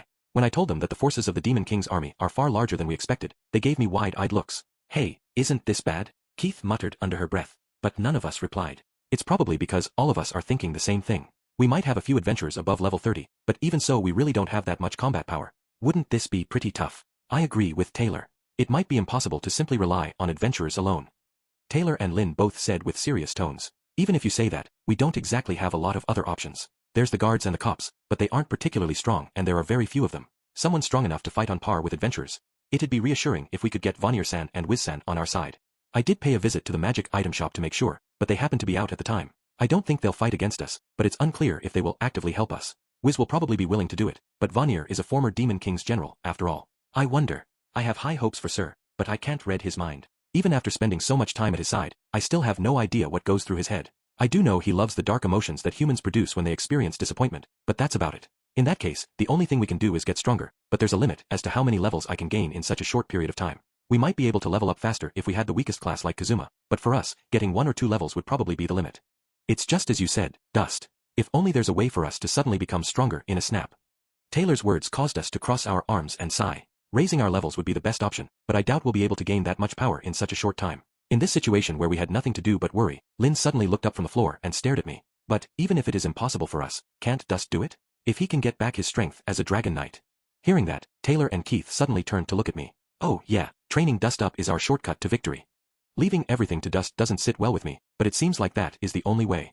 Normally, I would have flatly turned them down because it's too troublesome, but this time is different. If I could regain my former strength, it might open up a path to victory. Alright, leave it to me. I'll endure any sort of training you send my way. I put on a strong front in order to inspire my companions. What kind of training would be best, I wonder? A painful course that leaves you one step away from death would probably be best. Hey, Lin. Why are you suddenly saying such dangerous things out of the blue? Ah, how about we throw him into some dangerous dungeon somewhere? He probably won't die with a spear in hand. Yeah, that could work. Hey, Keith. Why are these guys saying such callous things like it's none of their business? No, wait, we should think about this seriously. If we want him to regain his strength, the best way to do so would be to fight against large numbers. However, if he's going up against weaklings, it wouldn't be much good as training. Oh, as expected of Taylor. He's the only one who has given a proper suggestion. So we need an enemy that's fairly strong, numerous, and is also something Dust will fight against to his last breath. If only there was such a convenient enemy. Would there even be a foe that would fit all those requirements? But, well, as long as Dust is willing to fight them, the rest should fall into place. You'll be fine with anything that's humanoid and looks pretty enough, right? Oh, you do get me. As I nod in complete agreement, Lin glared at me. Female monsters that come in large numbers. Ah, I just thought of something. Keith clapped his hands together before whispering in Taylor and Lin's ear. After hearing it, their faces lit straight up and they started nodding in agreement. Oh, that's a really good idea, Keith. Yeah, it fills all the conditions. Hey, don't just keep it amongst yourself, tell me too. It's just making me more curious. Oh, you'll know when you get there. The wide smiles the three of them gave me made me even more concerned, but they wouldn't tell me anything more no matter how often I asked. My instincts are telling me this is a dangerous place to be. I silently slipped my chair back. Oh, I just remembered I have something important to attend to. See ya. I hurriedly tried to get up, but Keith and Taylor grabbed me by the shoulders before I could leave. Where do you think you're going? Didn't you say you'll endure any sort of training? Don't worry, you'll meet with the female monsters you like so much. And she'll have huge tits too. Isn't that great, Dust? Who would believe that? And stop talking to me in that fake gentle tone. Fate 4, stop eating and help me. I called out to my partner, who had been busy filling her belly this entire time, for help. She glanced in my direction and looked like she was about to stand up, but Lin slid her dessert in front of her, and she instantly sat back down. Don't let your appetite get the better of you. Hey, why are you approaching with that rope? Come on, let's talk this out calmly, yeah? See, come on. My companions ignored my words entirely, and soon I was tied up and being airlifted to the destination. As I swayed in the wind, I could see the planes flying past below me. We flew along at speeds far surpassing that of any carriage, and Axel quickly disappeared from view. Did Princess Leonore see the same scenery when she was strung up like this? Say, can't you untie me now? No way. If we untie you, you'd run away. Where would I run to? Right now, I'm currently tied up as we flew through the sky. To be more specific, I'm currently hanging from a rope attached to Fate 4's neck. Lin is the only one riding on Fate 4's back. Having Taylor and Keith along would be too heavy for Fate 4, so Lin was the only one who came along. They were looking at Fate 4 enviously as we left. Seems like they really wanted to ride her. Yeah, this wind feels good. I tried to enjoy the situation in order to escape the reality of the situation, but that didn't change anything at all. This scenery looks familiar. Of course it would. You've come here before. I've been here before? We flew in a straight line ever since we left Axel. Ah, right, if we go in this direction, we'll reach. Did you forget? If we keep heading in this direction, we'll reach Alkenrisha. Hey, are you serious? What business do you have bringing me to the headquarters of the Axis cultists? I have nothing but bad memories of that city. Between the aggressive recruitment efforts and the chaos that Servanier caused, I have no desire to go back to that city filled with nothing but crazies. Let me down. I'd rather die than go to that city again. There's no way I would come out unscathed if I fell from this height, but it's better than going to that city. As I flailed around with that in mind, my body suddenly descended towards the ground. If you want to go down so badly, then I'll give you what you want. Fate 4 swooped down, stopping right before hitting the ground, at which point the rope attaching me to her was cut and I was tossed to the ground. That hurts. What are you doing? I just did what you asked. Oh, and here's your spear too. Good luck. The spear she threw impaled itself into the ground, just a few fingers away from me. Hey, that was dangerous. Lin, riding on Fate 4's back, gave me a casual wave. Wait a minute. What are you trying to do, dropping me off in a place like this? Which direction is Alkenrisha? You don't need to worry about that. This is our destination. Plus we've passed Alkenrisha a long time ago. Dust, listen closely. This is the territory of a certain type of monster. All you need to do is survive. Good luck with that. After saying that, she and Lin quickly ascended and took to the air. I suppose this is better than being taken to Alkenrisha. I don't know what kind of monster lives here, but I'll just take them down when they show up. As I took up my spear and scanned the area, I spotted a small dust cloud in the distance. It seems to be rapidly approaching. What is that? A pack of lizard runners. I squinted my eyes in that direction, and the figures slowly became clearer. The moment I realized what they were, I broke out into cold sweat. Everyone, look. There's a handsome blondie over there. That slick and wild look is just my thing. He looks like he has a strong sex drive. I can't wait. A horde of female orcs appeared on the horizon with those loud cries. Why, you're kidding me. Orcs are a race of monsters with an extremely high sex drive and whose male population has been completely wiped out. Worst of all, they aren't just attracted to their own kind, but to humans too. It'd be fine if they at least looked like humans, but even the ones who had hair had pig-like faces and rotund, hairy bodies. For most humans, that's completely unacceptable. And now a group of such creatures were rushing over to me while drooling the entire way. It's a nightmarish sight. Stop joking. Hey, Lin. Get down here this instant. If you do it right now, I'll forgive you. You can do it. I believe in you. Make sure you protect it. Don't cry fake tears for me. What do you mean by protect? Make it clear. Are you talking about Axel? Or my partner? I shouted at Lin, but she simply waved at me as she flew off even further into the distance. You seriously abandoned me. You best remember this. When I get back, I'm going to strip you naked and fondle those pitiful breasts of yours. Just as I whipped around with my spear, the spearhead fell off. You're kidding me, right? Without a spearhead, this is just a long stick. That old man cheated me. Oh my, what are you planning to do with such a long rod in your hand? If you really want to fondle breasts that much, you can do it to your heart's content. I fearfully turned around, only to find that the orcs have already formed a semicircle around me. All of them were blushing and breathing heavily. Don't push your breasts together to emphasize them. Their glowing, lust-filled eyes were just like that of a hunter after having located his prey. Essay, don't you think humans and orcs are incompatible with each other? It's fine, we don't discriminate against other species, so it's fine. You just need to stare up into the sky and do nothing.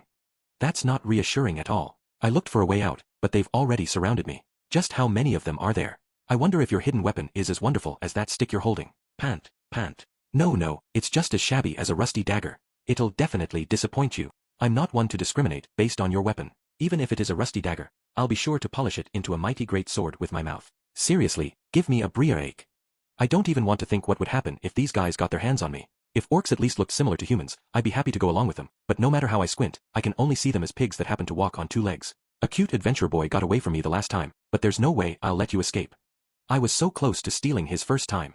I don't know who they're talking about, but if someone else got away from them, then so can I. Don't you move. If you take one step closer. I waved my blunt stick around in front of me as a warning. No way. There's too many things I can't do if I don't get closer. I don't dislike pain. We can start with you beating me, then I'll take a ride on you. Definitely not. Crap, these aren't creatures I can reason with. If I get taken down, I'll definitely be squeezed dry. There's no way out of this but defeating them with this stick. God damn it all. I can't take it anymore. Let's get wet and slimy together. I'll let you take the upper half, but I'm taking the first ride on the lower half.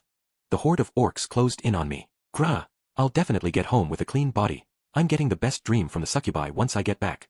After making that declaration, I shouted to the sky and charged at them with manly tears in my eyes. Relying on my spear as a walking stick, I barely managed to stay standing. I'm completely naked from the waist up, and the only thing I had below that was my underwear. My hair is a complete mess too.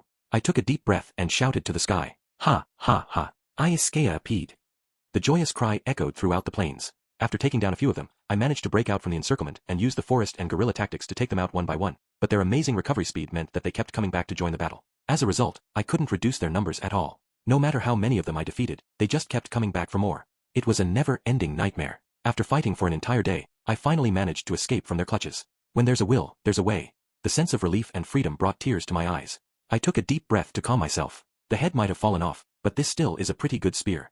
The spear-turned long stick held up very well. I've lost count of the number of times I've stabbed or bludgeoned something with it, and it's still fully intact in my hand. I casually swung around the stick that has been in my hand for half a day. The sound it made as it swung through the air is clearly different. It's now completely a part of me. In fact, the more orcs I took down, the better the stick sat in my hands. Is it all thanks to them? It's only thanks to being thrown into such adversity that I was able to regain my skills with a spear. That time when an orc caught me and tore off my shirt, or that time when an orc licked my bare chest, or that time when I was this close from becoming one with them, it's all thanks to those experiences that I became stronger.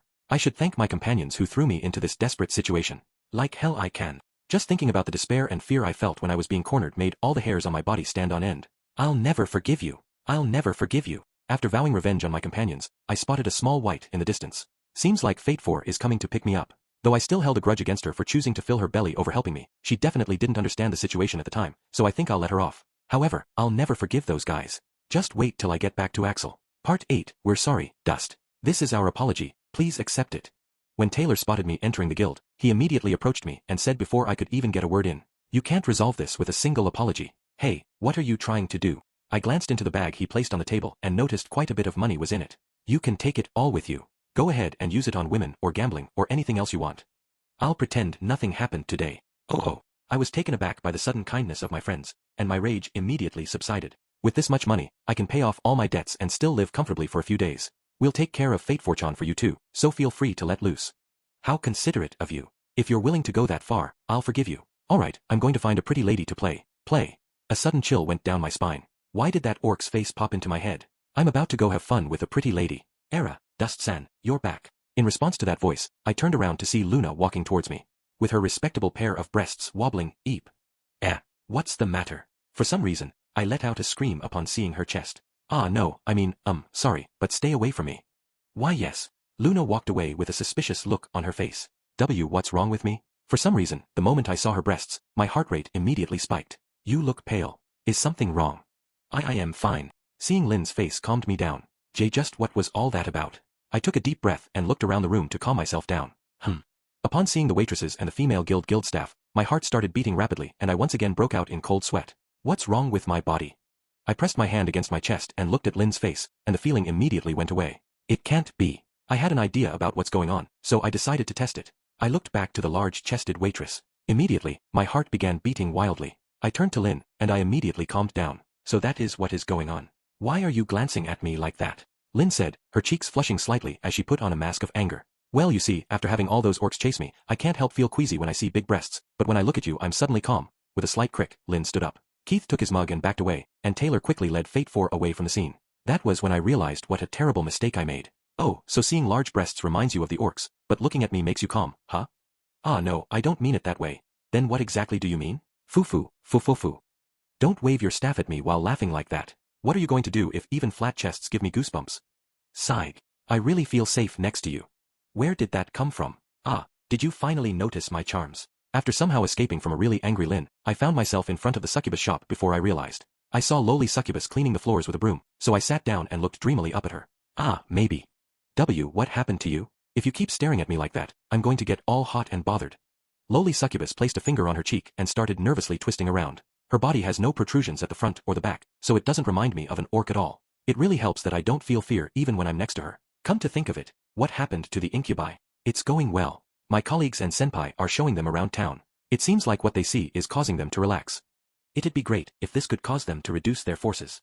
Speaking of which, it seems like Kazuma is back in town. Vanir-sama told me when he was back at the shop. Oh, so Kazuma is back from his training. I heard that he went out with Sir and Wiz for some exercise, but I wonder how strong he has gotten. He's probably hanging around the Adventurers Guild, so I suppose I can buy him a drink and listen to his stories while I'm at it. Right, I'm heading back to the guild to ask him about it.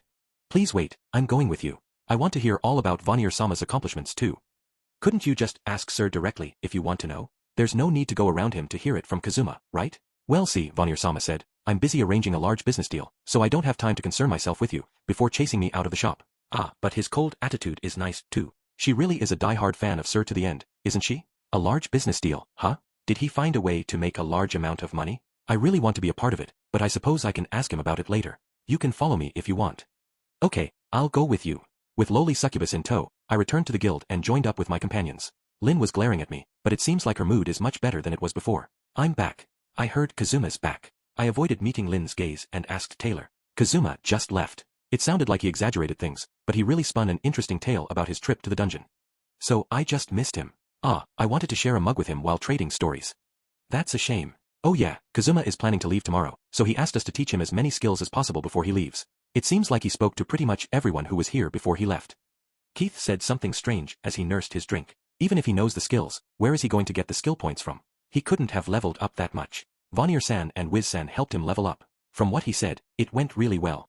Lynn joined in the conversion, still sounding somewhat grumpy. I heard that adventurers find it easier to gain experience. Also, they do say that people without talent gain levels more easily. Hearing Taylor's statement, I instantly understood. By all metrics, Kazuma is by no means talented. His high luck and his ability to pull through at the last moment is remarkable, but his physical attributes just aren't suited for an adventurer. That's why he could level up so quickly. But, even if he has gotten stronger, is it really okay? I can understand Lin's worry. Going after Aquane-sen means getting close to the Demon King's castle. If he messes up, he might even end up right inside it. I said it jokingly, but knowing Kazuma's knack for getting into trouble. Kazuma has already gotten involved with several generals of the Demon King's army on multiple occasions. Considering his luck and his performance so far, it wouldn't be surprising if he really ended up fighting the Demon King. Well, I'll help him out. It's just skills, after all. If he wants them, he can have as many as he likes.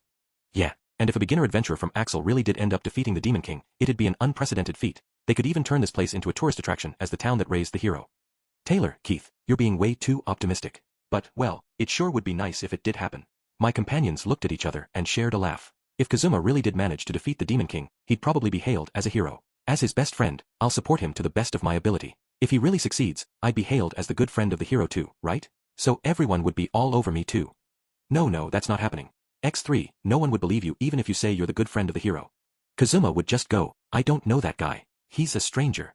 Yeah, that sounds like him. Not just my companions, but the other adventurers in the guild who happened to be listening and joined in as well. They're having a blast saying all kinds of bad things about me. Humph, Kazuma isn't that heartless of a person. But the last time you were arrested for sexual harassment and turned to Kazuma for help, he said you were a stranger, didn't he? Come to think of it, didn't he act like you're a stranger during the trial too? Now that they mention it. No, that's just him being embarrassed. Isn't that what friendship between men is all about? Not at all.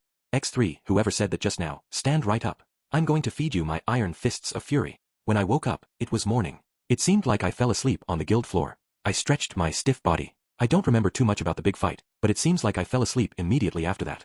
How long are you planning to sleep for? Everyone's already at the meeting point. Lin was looking down at me. If she was wearing a skirt, this would be the perfect angle, but there's nothing to get excited about when she's wearing a pair of shorts. What meeting point are you talking about?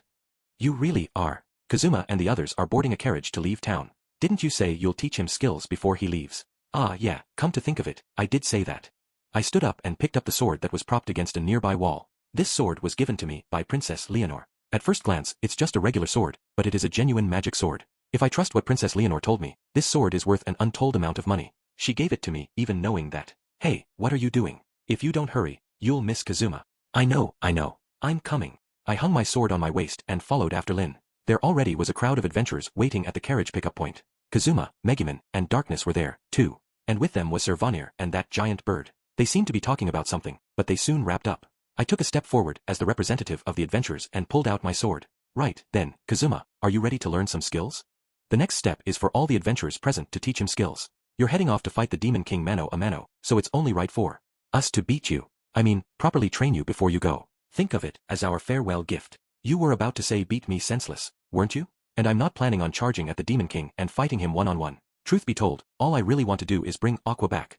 Kazuma was desperately denying it, but Megumin and Darkness simply nodded along behind him with wry smiles on their faces. It seems like they fully intend on fighting the Demon King. Despite his words, I'm still surprised that Kazuma chose to go on such a dangerous journey to retrieve Aquane-sen. The other adventurers seem to share similar sentiments. Say, Kazuma, maybe it's best if you don't go on this journey. Suddenly, such worried words came from the crowd. I'm glad for your concern, but right now I'm one of the strongest people in this town. Leave Aqua and the Demon King to me. You guys just make sure to protect this town where my mansion is located. Seeing Kazuma brazen bragging, all the adventurers, me included, tensed up. This is followed by a storm of insults and complaints. It's all stuff like weakling who relied on Vanir and Wiz's power to become strong, or scumbag who used money to buy power, and other similar sentiments. You guys will make a great warm-up before I take on the Demon King. Show me all the skills that I haven't learnt yet. My name is Satu Kazuma, I'll take you all on. Kazuma's statement pushed everyone present over the edge. We traded glances, weapons in our hand, and immediately rushed Kazuma all at once. What happened here? A voice that sounded very much like Wiz's echoed around the carriage pickup point. I somehow managed to turn to face her, and saw Wiz fumbling with a large package. It seemed like she had something to give to Kazuma and was late because of that. Well, normal people would be taken aback upon seeing such a sight. Countless adventurers lay sprawled all over the ground. After a fierce battle with Kazuma, everyone is laying on the ground, unable to move. Of course, that included Kazuma too. I admit that I underestimated him as the bearer of the weakest class, but even so, he did pretty well. Sure, he used all kinds of underhanded tricks, but his growth really surprised me. I can't believe a single adventurer managed to push us this far all by himself. But don't get the wrong idea. It's not like Kazuma defeated all of us by himself. Things only ended up this way because quite a few of us saw how he was about to cry and went easy on him. That's a very important point. Still, Kazuma should have learnt all kinds of skills from that exchange. With his current strength and his ability to make snap decisions and his knowledge of underhanded tactics, He might actually give the Demon King a good run for his money. Are you taking a nap, Dust-san? If you really think so, you might as well gouge out your eyes and throw them away. Lowly succubus crouched down next to my head. Don't take this opportunity when I can't move to poke my cheeks. What are you doing here? Did you come to see Kazuma and the others off, too? That's part of it, but I'm mainly here to see you, Dust-san. I happened to be passing by the old man who runs the general store, and he asked me if I could give this to you. Saying that, she left a spear in front of me. I paid a visit to him yesterday, complaining about the poor quality of the spearhead that fell off so easily, and he promised to fix it by tomorrow. I never expected him to really do it. All customers who are taking the carriage to Alkenrisha, please board immediately. Hearing the driver's voice, Kazuma and the others got onto the carriage. The rest of us gathered by the carriage to see them off. Now then, I'll be heading off to bring that idiot back. In response to Kazuma's words, the adventurers responded with shouts of encouragement. Rather than giving him any kind of strange pressure, it sounded just like our usual ribbing. There is one thing I'm worried about, though. His weapons. The sword Kazuma had hanging off his waist isn't a bad weapon, but it's just an ordinary sword. It's not really an adequate weapon for someone heading off to fight the Demon King. I let out a huge sigh and looked down at my waist. This precious sword has been with me all this time ever since I left that country. The truth is, this sword has a special ability that I've yet to tell anyone. If the wielder is attacked by a spell that would cause fatal damage, it has the ability to completely nullify it once, no matter what it is. Princess Leonore entrusted it to me because she was worried about me after I became an exile.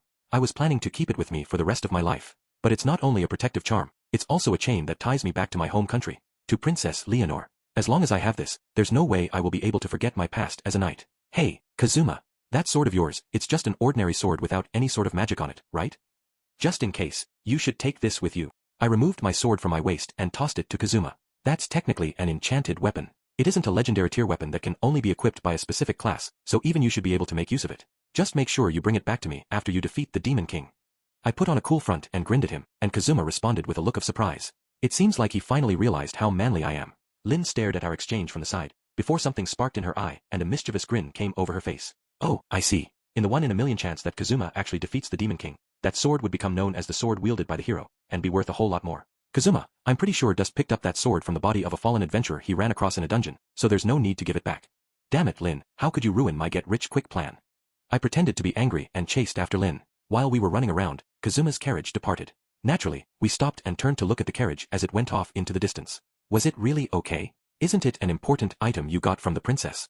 Lin stared at me with a serious look that was at complete odds with how she was just a moment ago. She knew how important that sword was to me and still went along with my story. I'll have to thank her later. Thank you for everything you've done, my partner. Please protect my friend. It's fine, I have this spear. Plus, I don't need that sword anymore. Now that I've cut ties with Princess Leonore, with my past, it's no longer of any use to me. I'm sure it'd be more useful with Kazuma than with me. If he really did defeat the Demon King and bring that sword back, I'd be sure to make a fortune. Defeating the Demon King sounds like some far-fetched story, but for some reason, I really feel that Kazuma and the others might actually do it. He's my best friend, after all. Now then, it wouldn't be much of a funny joke if he defeated the Demon King only to come back home to a pile of rubble. We should do our best too. We don't have time to worry about him now. The Demon King's army would be attacking Axel within a few days. We need to clear our mind and make ready to intercept them. Earlier, when Kazuma and Wiz were talking, I overheard them saying that Sir Vanir and Wiz will lend their power to the defense of the town. This would greatly increase our strength, but it's far from a surefire thing. There's a limit as to how many levels the adventurers in town can gain in a few days, and I can't expect them to get dramatically stronger in such a short amount of time. Now then, what should we do? Chapter 2 The Battle at Axel Part 1 After parting ways with Lin, I took Fate 4 for a walk around the town while thinking about its defense. The town of Axel is surrounded by walls, so it's a fairly formidable defensive structure. The Demon King's army would most likely attack from the direction of the main gate. There is a wide plain in front of it, which makes it perfect for maneuvering a large army. I looked up to the main gate and the towering walls ahead of me. These thick walls will be the cornerstone of our defense. Plus, thanks to Aquanachan destroying the walls with her flood, the walls near the main gate are all brand new, so there's no need to worry about lack of maintenance or poor quality. Is this what they call a blessing in disguise? Hiding behind the walls is also an option, but that's only really done when friendly reinforcements are on the way. The main body of the Demon King's army will be attacking the capital of Belzerg at the same time, so I doubt we can expect any reinforcements. That leaves us no choice but to meet them at the front gates. Will we be able to face off against the Demon King's army without losing heart? The psychological front would play a huge role in the outcome of the battle. While I was thinking about that, I somehow ended up outside of the city. I might as well swing by the warehouse. Actually, I have a small warehouse a short distance outside of town where I store my worthless junk, scamming tools, and other stuff that can't be seen by others. It was the same place that I hid that whatever his name was, magic sword back then. There's a small rock in the forest that, if shifted, would reveal a staircase leading underground. It was given to me by an old client in lieu of payment. Apparently, the client's deceased husband had been using it as a hidden basement. I unlocked the door, and inside was a fairly large space with a handmade bookshelf pushed up against one wall. Apart from that, there were a stack of cheap pots lying around and a stamp with Sir Vanir's face on it. Dust, is there anything to eat? Unfortunately not. Oh no, that book isn't for children to read. I snatched the book that Fate 4 removed from the bookshelf out of her hands before she could read it. These books are the porn books that I discovered in a hidden room in a dungeon. They were written in a language that no one could read but Kazuma. Apparently, they are written in the language of his homeland. I gave him a few of the books in return for translating some that I really liked. Before putting it back on the bookcase, I flipped through it. Yeah, it really is amazing. Damn, it really is erotic. These situations are really novel. Where do they even come up with the idea of a drug that increases your sensitivity? I don't think I've encountered such a thing, even in the dreams of the succubus shop. I was planning to put them away, but once I opened it, I couldn't stop myself from reading. Hey, Dust, I'm hungry. Let's go back. I'm at a very good spot right now, so wait a while. Okay, I get it, so stop biting me. I pulled Fate 4 off my leg before slipping the book into my back pocket. I'll finish reading it back in my room. As I carried Fate 4 who was too hungry to move, something occurred to me, so I asked. Say, is there anything that will make you give it your all when you fight against the enemy? If I can eat a lot of delicious food afterwards. Fate 4 instantly answered with the usual expressionless face. I was the one who asked, but honestly I've already guessed her answer. Yeah, having a reward waiting for you at the end makes you motivated. In that case, how should I motivate the other adventurers? A reward? Well, it'd have to be that, right? In order to carry out the plan I just thought of, I headed over to a certain place. I returned back to the Adventurers Guild just as the sun was starting to set and found that most of the adventurers in town were already inside. They are all worried, after all, so perhaps they felt more secure staying in the same place where most of their companions are. I walked towards a group of male adventurers drinking near the entrance and joined them. Sup? You guys drinking? Oh, Dust. I'm not paying for your drinks, so go somewhere else. Hey, aren't you being a little too cold? And here I was bearing some good news for once. I put my hand on the shoulder of the man who tried to shoo me away and said with a smile. Yeah, right, I bet you just want me to take part in your newest get-rich-quick scheme or a scam. I won't be tricked again. Oh, is that so? Well, the succubi asked me to deliver a message to you, but if you insist, then I'll just have to enjoy it by myself. Just as I was about to leave, one of them stopped me by grabbing my shoulder. I turned back with an annoyed look, only to see all of them leaning over and giving me looks of rapt attention. Yep, they bought it hook, line, and sinker. No, go ahead. It wouldn't do any harm to hear you out. Nah, if you don't want to hear it, I won't force it on you. Didn't you try to shoo me away earlier? Sorry, that was my bad. Waitress, one mug here please. This one is on me. I put on an act of being happy that I got a free drink and leaned in close to them. You see, the succubi are willing to grant one free dream tonight to all the adventurers who are planning to protect this town as thanks. Really? You should have said so sooner. I just remembered an urgent errand I needed to do, so go ahead and help yourself to my untouched food. The people at the table hurriedly stood up and exited the guild. Fate 4 let herself off from my back and happily helped herself to the food that they left behind. I saved money on food, so it really is a win-win situation. Let's move on to the next one once you're done with that. Okay. I visited the other tables in a similar fashion. A short while later, most of the guys in the tavern have vanished off to someplace else. Having completed my mission, I went over to join my companions as our usual table. What were you doing? It seems like everyone you talked to all left the guild. I just told them a little bit of juicy information. What's with that? Tell me about it later, okay? Oh, sure. I was planning to tell you anyways. Keith seems really interested in it, but Taylor is still as stone-faced as ever. This guy should really learn to take it easy from time to time. Why are you keeping it amongst the guys? Is it something you can't tell me? Ah, well, it's not particularly juicy to women. Oh, I see. I bet it's something perverted again. Ugh, I can't stand you guys. It seemed like Lynn got the gist of it with just that bit of information. There's no way I can tell Lynn about it. There's no telling what she will do if she finds out. After I managed to pacify Lynn somewhat with food, Lynn took Fate 4 back to the hotel. The two of them weren't particularly close when they first met, but they've been spending more and more time together as of late. Well, I'm thankful that she's taking care of her at night. So, what was that juicy piece of information you were talking about? As soon as Lynn was gone, Keith whispered to me. It's not going to be anything decent, so I'll be heading back first. Taylor left the money for his food on the table before leaving. Taylor's the same as usual, huh? Alright, then, guess I'm going together with you. I happily grabbed Keith by the shoulders and started shepherding him to a certain place, which is of course, the succubus shop. After all my efforts, the succubus shop was packed to the brim when I arrived. We'll be offering a special service today. For just today, we'll give you a dream several times more intense than usual for free, so go ahead and tell us all your desires. The succubus managed explained with erotic motions. A bunch of heavily breathing men took this chance to fill out their forms with their desires and handed them over to the waiting succubi with red faces. So this is it. Is it really free? I'm running low on money right now, so this is really great. Keith excitedly sat up in his seat and looked at the order form in front of him. As I stood by the wall observing the scene, lowly succubus slid up to me. I know it isn't right for a succubus like me to be saying such things, but men really are simple creatures, aren't they? Lust is the source of all male behavior. Lowly succubus gave me a wry smile at my declaration. But is it really okay to give them that kind of dream? Lowly succubus stood on her tiptoes in order to whisper into my ear, keeping it from the others. It's fine. The purpose of this exercise is not to let them vent their pent-up desires, but motivate them to give it their all. I understand that, but I still have to wonder if that's really okay. She still seems to have some doubts, as she frowned and tilted her head. You've been asking me for advice on creating lewd dreams, right? I don't think any of them have experienced such a development before. That's true, but I still feel a little guilty. Don't get cold feet at such a late juncture. I talked to the other succubi, so the plan should go off without a hitch. As I looked upon the excited adventurers, the edges of my mouth couldn't help but curl. Heh. Dust-san, you have a really wicked look on your face right now. Oops, my good mood showed up on my face. I can't wait to see these innocently smiling and blushing faces afterwards. Part 2 the next day, after I wrapped up training with Taylor and Keith, I headed over to the succubus shop to check things out. Don't tease me like that. You'll be giving me the rest of the dream tonight, right? My beloved Serena-san will be saved after being captured by the orcs, right? Why did I wake up in the middle of a date? Hurry up and show me the continuation. Hey, what happens next? I don't mind if you have to tell me verbally, just please tell me.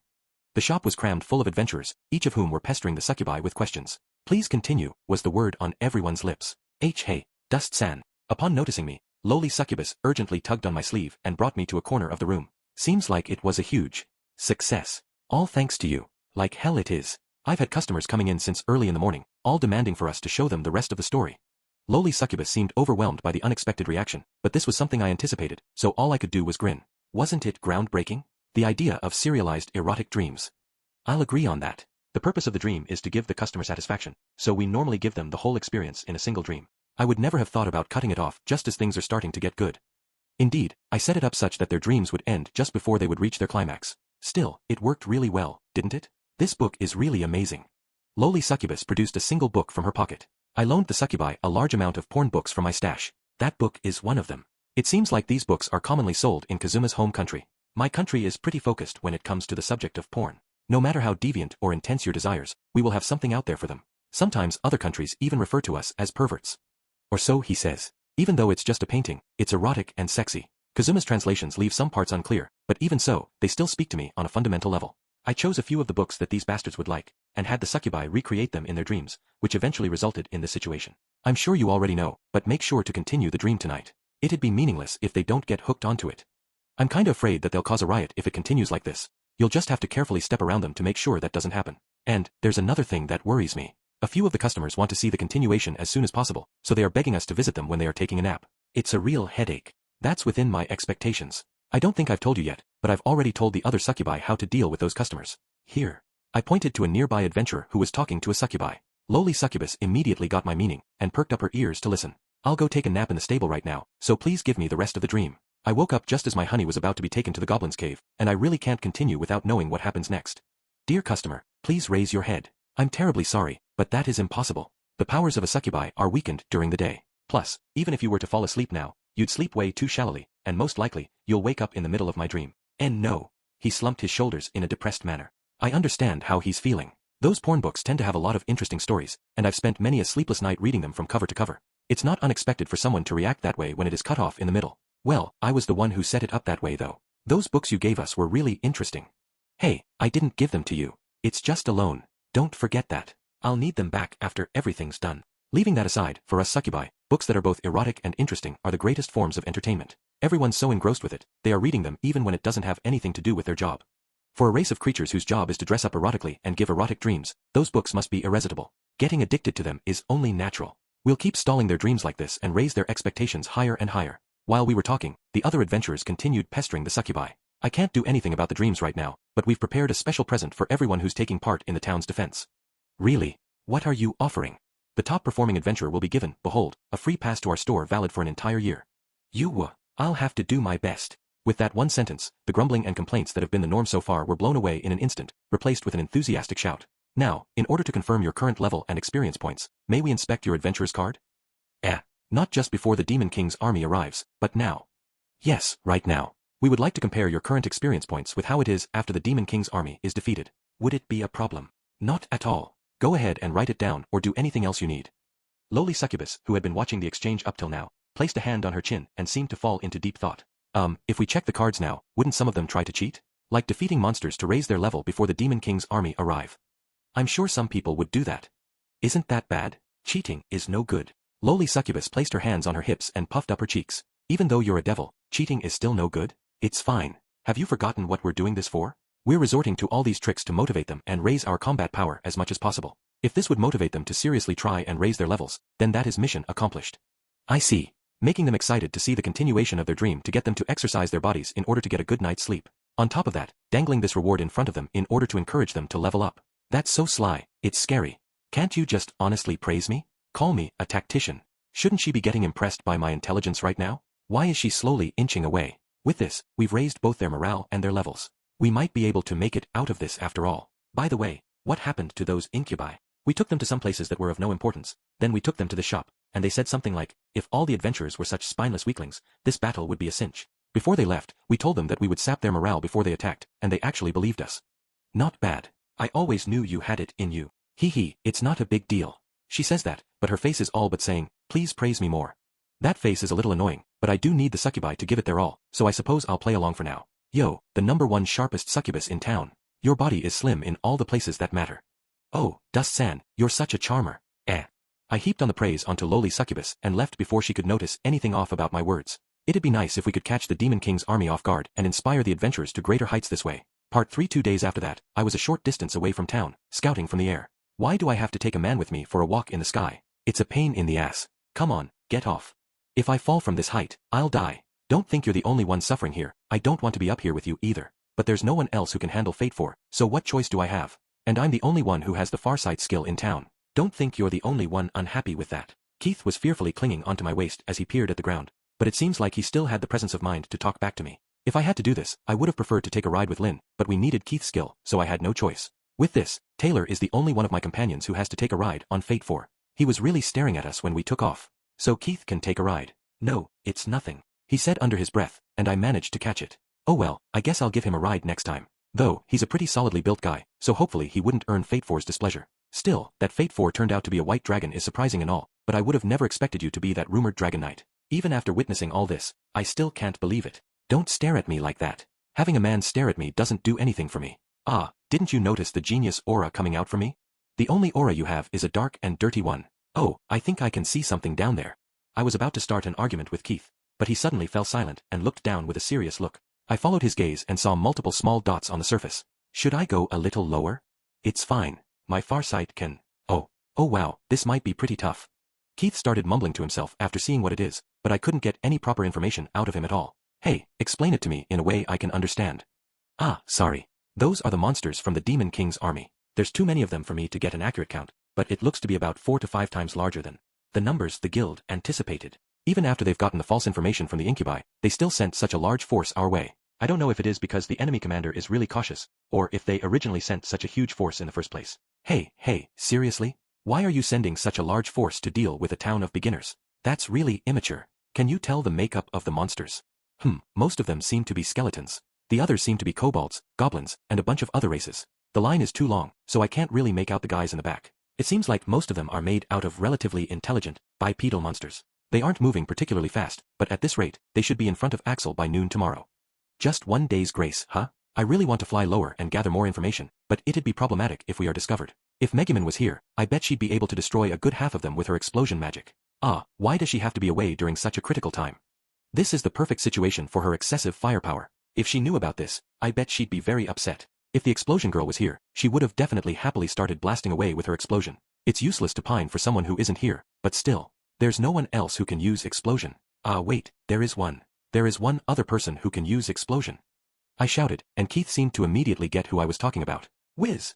X2 having come to an agreement, I turned Fate 4 around and headed right back to Axel. I really want to help you guys, but I'm a Demon King's general, so I can't do anything that will stand out. I'm sorry. The first thing I did upon entering the magic item shop was to ask Wiz to lend us her explosion magic, but she apologized to me instead. Wait a minute. Isn't Sir a general, too? What are you saying, penniless customer? What that useless shopkeeper said is no mistake. She's technically a general of the Demon King. On top of that, she's not a human, but a lich. Hearing Sir so easily reveal Wiz's true nature, I couldn't help but doubt my own ears. Being a Demon King's general is surprising in itself, but more importantly, a lich is that creature that's hailed as the king of undead monsters, right? You're lying, right? And here I thought you were a quiet beauty, one of the few level-headed people in this town who'd probably let me fondle her breasts if I prostrate myself before her hard enough. Damn it, I've been tricked. I never suspected that a spy of the Demon King could be this close to me. That's not true. I've only been asked to maintain the barrier on the Demon King's castle. I'm completely uninvolved in the fighting. So, I have no hostile intentions. Wait, do I really look like a fragile woman who'd easily cave in like that? Wiz was halfway through her anxious denial before her mood suddenly soured.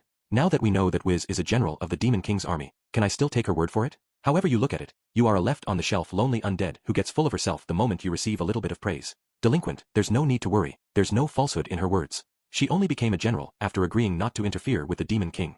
Sir Vanir said as he tidied up the shelves, not even turning back once. Wiz's true colors and what Sir just said was concerning, but what really drew my attention right now is Sir's current outfit. Instead of his usual suit, he was wearing shorts, slippers, and a close-fitting shirt. Together with that mask of his, he looks just like the definition of a suspicious person.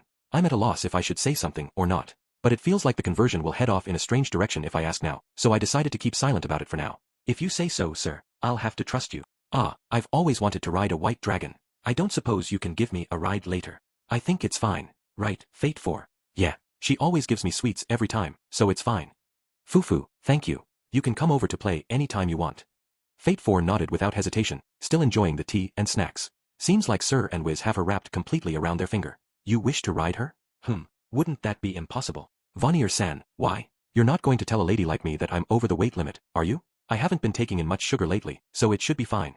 It's not a matter of weight. White dragons are strongly associated with the holy attribute. It's fine when she's in her human form, but her body will be infused with holy energy when she's a dragon. Now, then, what attribute is your body again, malnourished shopkeeper? Ah. Liches are undead, right? That means she's weak to the holy element. Come to think of it, lowly succubus was saying something about her but hurting after she wrote it. That applies to devils, too. As for undead, you wouldn't just get away with a little bit of pain. If you stay in contact with her for too long, your existence might disappear altogether. If you are fine with that, then go right ahead. I'll respectfully decline. We can't do anything overt, but Vanir-san and I will still assist in the defense of the town, so please be at ease. I was relieved slightly to hear that. By the way, moi am no longer part of the Demon King's army. After losing one of my lives, my arrangement with the Demon King is considered null and void. Therefore, there's no reason for me to support the Demon King or his army in their efforts. So that means that Sir is free to go wild. That's good news. If humans were to be wiped out, moi would no longer be able to enjoy delicious dark emotions, so there's no reasons for us to be enemies. Plus, moi still requires that little brat to continue earning money for me, and it'd be a headache if his mansion in this town were to be destroyed. That said, protecting this town for free would be unbecoming of me as both a devil and a businessman. Can we put it on my tab? I don't have any money on hand right now. You are always broke, are you not? No, it's fine. This is an emergency situation, after all. Just remember to pay me back later. It's a pity we couldn't reduce their numbers with explosion immediately, but the fact that both of them will help us instead of the Demon King's army is good enough for now. After leaving the magic item shop, I headed over to the Adventurers Guild, and discovered that it was far noisier than usual. The waitresses were in a flurry of activity, ferrying food and drinks from table to table. Say, why is it so rowdy today? I sat down next to my companions and asked. For some reason, lowly succubus was also seated there, but she has been spending more and more time around us as of late, so I didn't pay it much mind. Fate 4 untied herself from my back and settled down into a seat next to me, before starting to browse a menu. What else? I told Luna about the Demon King's army's movements, and then the news was spread to everyone, and this is the result. The Guild Tavern also offered a half-price discount for tonight, so everyone's busy drinking and partying. Keith explained to me as he helped himself to a more extravagant dinner than usual, his face already red from alcohol. I see, getting everyone's mood up for tomorrow's battle, eh?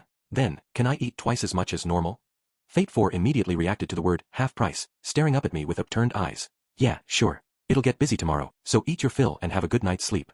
Yes, I'll do my best. The way she was eyeing the menu as she ordered her food made me worry a little, but I think I'll ignore it for now. Now, then, I'll have a full meal myself. I really want to go to a better restaurant and have pretty girls serve me, but I think it's still impossible. Just getting close to a modestly well-endowed waitress put my body on edge. Hey, now, you're not still traumatized by orcs, are you? Ah, how pitiful. Keith shrugged his shoulders and snickered. This guy. I really should teach him a lesson.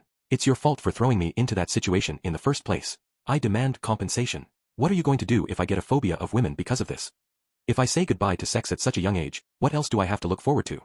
You should just live your life properly. But fine, I do feel bad about it, so I'll pour you a drink at least. Okay, fine, I'll give you some service too. Here, say ah. Fate 4 will do it too.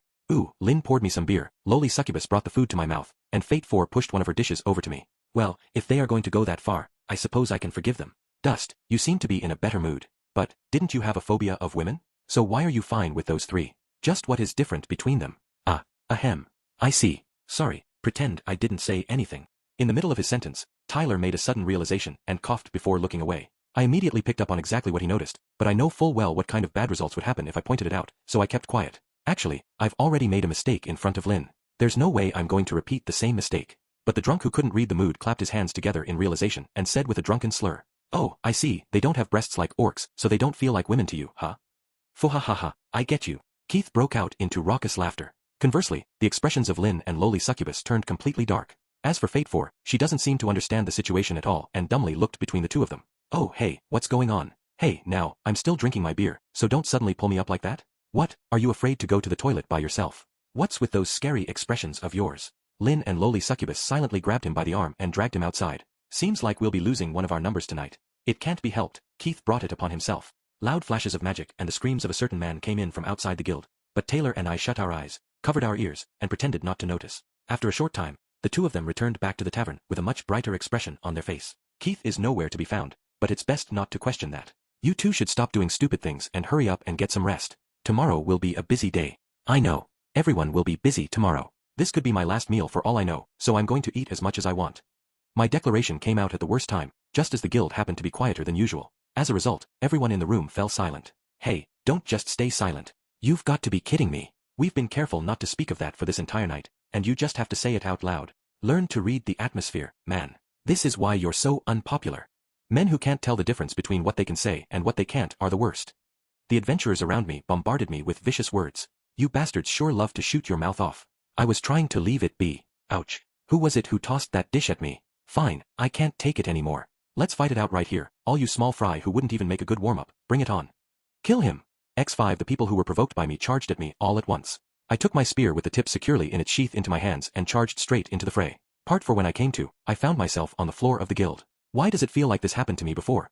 Looking around, I noticed the sleeping bodies of several adventurers around me. Did everyone collapse out of exhaustion after the great fight? I tried to raise my upper body, but my arm felt oddly heavy. I turned down to look, only to see Fate 4 sleeping soundly, using my right arm like a pillow. I don't feel like waking her up now, so I carefully slipped my arm out of her grasp. It's still dark outside. Doesn't seem like dawn has broken yet. On closer inspection, Keith and Taylor were also asleep by the door. Only Lin is nowhere to be found. The people I was fighting with were sprawled out across the guild floor, sleeping soundly. I had the urge to stomp on their faces, but I held that urge back as I left the guild. BRR, it's cold. From the position of the stars and the color of the sky, it should be getting close to dawn. As I made my way over to the main gates, I spotted a familiar-looking figure staring at the walls. What are you doing up so early? Heading to the bathroom? Need me to go with you? You know, can't you say something better as a greeting? Lin looked over with an exasperated look. Normally she would have scolded me more severely or started blasting magic at me. She's surprisingly level-headed today. After letting out a sigh, she turned around, placed her hands behind her back, and started walking along the wall. I silently followed after her. Everyone seems much more refreshed after duking it out with you. They looked so uneasy beforehand, but now they're all sleeping soundly. Seeing them sleep without a care in the world really makes me want to drive a foot into their face, right? Of course not. Did you say all that on purpose to make everyone feel better? She suddenly turned around and stared at me with upturned eyes. My face blushed by reflex upon seeing the closeness of her face. The surroundings are dark, so she didn't notice that, right? Of course not. They are just getting upset over nothing. They also pissed me off a little, so I just went all out for a bit. Oh, well fine, if you put it that way, I'll leave it be. Things did work out in the end, so I suppose I'll praise you a little. Lin flicked my forehead with her finger before jumping back, hopping on one leg. That gesture was so cute that I couldn't help but be fascinated for a bit. Anyway, how are you holding up? You seem to be caring a lot about other people as of late. Me? I'm at the top of my game, obviously. I'm in tip-top shape today too. If you want, we could head to that alley and test it out. Ahahaha, do you really want me to cut it off? It's a joke. Don't brandish your dagger at me. Remembering what happened in the stable that one time made a certain part of me shrink. A lot of things happened when we first met, didn't it? You almost died in that field. I didn't die. I came in to save you guys when you were in a pinch, remember? Is that so? I don't remember anything like that. She says that, but she's grinning all the way. She most definitely remembered it. From that day onwards, we've met almost every day. Well, I did spend quite a bit of time in the cells, but we've been together ever since. To be honest, it is true that I kept seeing Princess Leonore in Lin's face and projecting that image of the princess over her. However, I don't know exactly when, but somewhere along the way, I stopped seeing Lin as a substitute for the princess and began seeing her as her own person, and soon I couldn't tear my eyes away from her. Her personality, her way of speaking, and her little gestures captivated me. When I was by her side, I didn't need to be the straight-laced night rain shaker, but the freedom-loving adventurer dust. That above all else put me at ease, and made me really happy. No matter what happens, I will definitely protect you. I took a deep breath and uttered those words. Lin's eyes widened, and she stared at me for a while before letting out a small, puffed. Ahahaha, what are you saying? It doesn't suit you one bit. But, well, I guess I'll look forward to it. Tisk, is it really that funny? I looked away from Lin as she wiped the tears from her eyes and sulkily kicked the ground. I genuinely said it, but she took it as a joke. I now understand the importance of acting like a good person on a daily basis. Oh, come on, don't sulk. I'll give you a little advance payment for protecting me. Ah, what? Lin suddenly brought her face close to mine and brushed my cheek with her lips. It's not mouth to mouth, but it's the second kiss of my life. Lin. I was too taken aback by this unexpected action that my words couldn't flow properly. You're a little more motivated now, right? The sun began to rise behind Lin as she gave me an unblemished smile. It was the same smile that mesmerized me a long time ago. I see. I was defeated by this smile. Of course. Just wait to see my accomplishments. The adventurers were lined up in front of the plains a short distance away from the main gates. All the adventurers in town were present. Most of them were familiar, though every so often I would catch a glimpse of a new face. Those were the people the guilds of the other cities sent our way as reinforcements and any friends that the adventurers managed to call upon. Normally, when a town is about to be attacked by the Demon King, a far larger contingent of adventurers would gather to defend it, along with a large portion of the country's soldiers, but as the rumors suggest, the Demon King's army is also attacking the capital at the same time. Between the town of beginner adventurers and the capital of the nation, it's obvious which one would receive greater priority. In other words, we won't be receiving any more reinforcements. Still, it's an impressive sight, this many adventurers gathered together. Keith, who climbed up a tree in order to take count of our forces, quickly realized that there were too many of them to count and crossed his arms in admiration. I might get some anger saying this, but I feared that there would be quite a few adventurers who'd flee before today. However, not a single one has fled. The noble spirit of those who stayed in town to guard Axel and the weak really touched me. Taylor said through tearful eyes, but most of them didn't stay behind for such a noble reason. Taking a good look at their lust-filled eyes could tell you that. If you achieve great things in this battle, I could win a free ticket for the entire year. With that, even if I don't have a girlfriend, I wouldn't have to fear doing that alone in the stable. I'll definitely make it back alive. There's no way I will die without seeing the continuation of that scene in my dream. I can't believe I woke up just as my lover was about to be attacked. This is the greatest mistake of my life. I still can't believe it. I can't believe I had such a kink. What was that joy I felt in the middle of humiliation and anxiety? I swear I won't die until I figure it out. That's what the guys who were breathing heavily were saying. Lust sure is a great motivator, huh? I was the one who stroked their desires like this, but maybe I might have overdid it a little. And, with all respects to Taylor, but I don't think the people in town could really be considered weak. Everyone, do your best. I'll be giving everyone some freebies once the battle is over. The ones who were gathered in front of the gate and offering encouragement in a high-pitched voice are the succubi. They were dressed much more modestly than back in the store, but even so, they extruded an aura of unmistakable erotism. The guys up front immediately softened upon hearing those voices. What an easy bunch to understand. Well, I don't dislike such people. The male adventurers are full of motivation, and as for the female adventurers, they were also full of fighting spirit. Of course, I had a plan to motivate the female adventurers as well. The reason the female adventurers are so motivated is because of the rumors I put out these past few days. Adventurers are predominantly male. It is an occupation that involves frequent combat with dangerous monsters, so of course males would have an advantage with their stronger bodies. However, magic and skills can bridge the gap in physical abilities, so there are quite a few female adventurers who are stronger than any male. Kazuma's party, though a bit of a mess overall, are near unbeatable in their field of specialization. That said, the job of an adventurer is still thought of as being cruel and dirty, and is definitely still thought of as being a job for men. Parties with 3 women like Kazuma's are the exceptions amongst exceptions, and even having just one woman in the party like we do attracts much jealousy from the other adventurers. However, in this town of beginners, the number of female adventurers is far higher than that of other towns. It is a much romanticized job, after all, and both sexes are equally prone to dreaming of striking it rich. That's why I spread a certain rumor around in order to motivate the female adventurers. This is just between us, so don't spread it too far, alright? Do you know that Kazuma is looking for a wife? Wait, hold on, tell me more. I slid my way into a group of women having a drink, and they almost chased me away with a disgusted look on their face, but all that disappeared the moment I brought up the subject. He's been saying that he wants to quit the dangerous job of an adventurer and hole up for the rest of his life, hasn't he? He does say that whenever he gets drunk, yeah. The others nodded in agreement. So I heard he's planning to retire for good after defeating the Demon King, and he looks forward to living a slow and peaceful life. He set away quite a large sum of money, so I'm sure he won't be troubled by money for the rest of his life. I really envy him. The bounty for defeating even one Demon King's general is pretty large, and, you know, he paid the cost of rebuilding the entire wall that Aquasan destroyed up front. I heard he made a fortune with that shady masked man who works at the magic item shop. The female adventurers huddled together and started whispering amongst themselves. Looks like all I need is a little push and they'll take the bait. But Kazuma already has those 3 with him. If he wants a wife, he'll probably pick from one of them, right? Well, anyone who sees how the 4 of them interact on a daily basis would surely think that. Hey, now, you've got to be kidding. Think about it. One of them is a little brat with a head full of nothing but explosions. The other one has a nice body and high status, but she's a perverted crusader. And the last one is an archpriest of the Axis cult. The only thing she does is party at the bar and rack up debts. If you were in Kazuma's position, would you really want to marry them? No way. All of them seem to have come to the same conclusion. In truth, Kazuma and Megumin seem to be awfully close lately, but I don't know any details about that. So, think about it. If Kazuma triumphantly returns after defeating the Demon King, wouldn't it be nice if he could fall into the gentle arms of a motherly woman after such a physically and mentally grueling battle? Those 3 are all beautiful, but considering their personalities, there's a chance. If it works out, it'd be really great for us. It's certainly worth a shot. Kazuma isn't used to women, so I feel like he'll easily fall with just a bit of gentleness and some bodily contact. Right? You girls are quite good looking and have your own charms. Plus, if he finds out that you girls defended his home from damage. You know what I'm getting at, right? Oh, this round is on me. Drink up. I showered them with praise while providing them with alcohol. I repeated this conversation with several other groups in the guild, lighting a fire under the female adventurers. As a result, the rumors spread far faster than I expected, and the eyes of the mostly single female adventurers changed completely. Though, I made a slight miscalculation, and the rumor spread not only amongst the female adventurers, but also to the guild staff and waitresses. Perhaps I went overboard. What's with that glassy look in your eyes? Are you getting cold feet now? Of course not. I'm just praying for the safety of my faraway friend. Sorry, Kazuma. Do your best when you get back. There's nothing more I can do. With the Demon King's army approaching us, I can't stay here feeling sorry for my actions forever. Hey, I can see the Demon King's army. Along with nervous shouts, the people capable of using the skill, Far Sight, began gazing off into the distance. I could only see blurry dots, but the people with the skill reacted with surprise, and some of them even dropped their weapons in shock. Keith, what's the situation?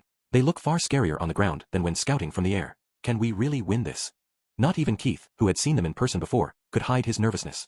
Those who saw them for the first time are clearly in disarray. All the underhanded means and brainpower I dedicated to boost their morale were wiped away in an instant. It really was reckless after all. That isn't the kind of enemy we could defeat on our own. Damn it, I was planning to fight to the end here, but it really is scary.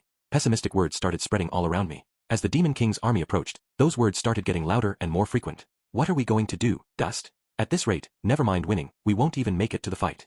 Outwardly, Lynn doesn't seem to be too fazed by this development, but the hand she used to grab my arm was trembling slightly. Don't worry, I thought something like this would happen, so I already prepared something in advance. I raised my right hand in a swift motion and looked over to the town walls. Standing there was a single wizard, gazing out from the ramparts into the oncoming wind. Oh, isn't that Megumin over there?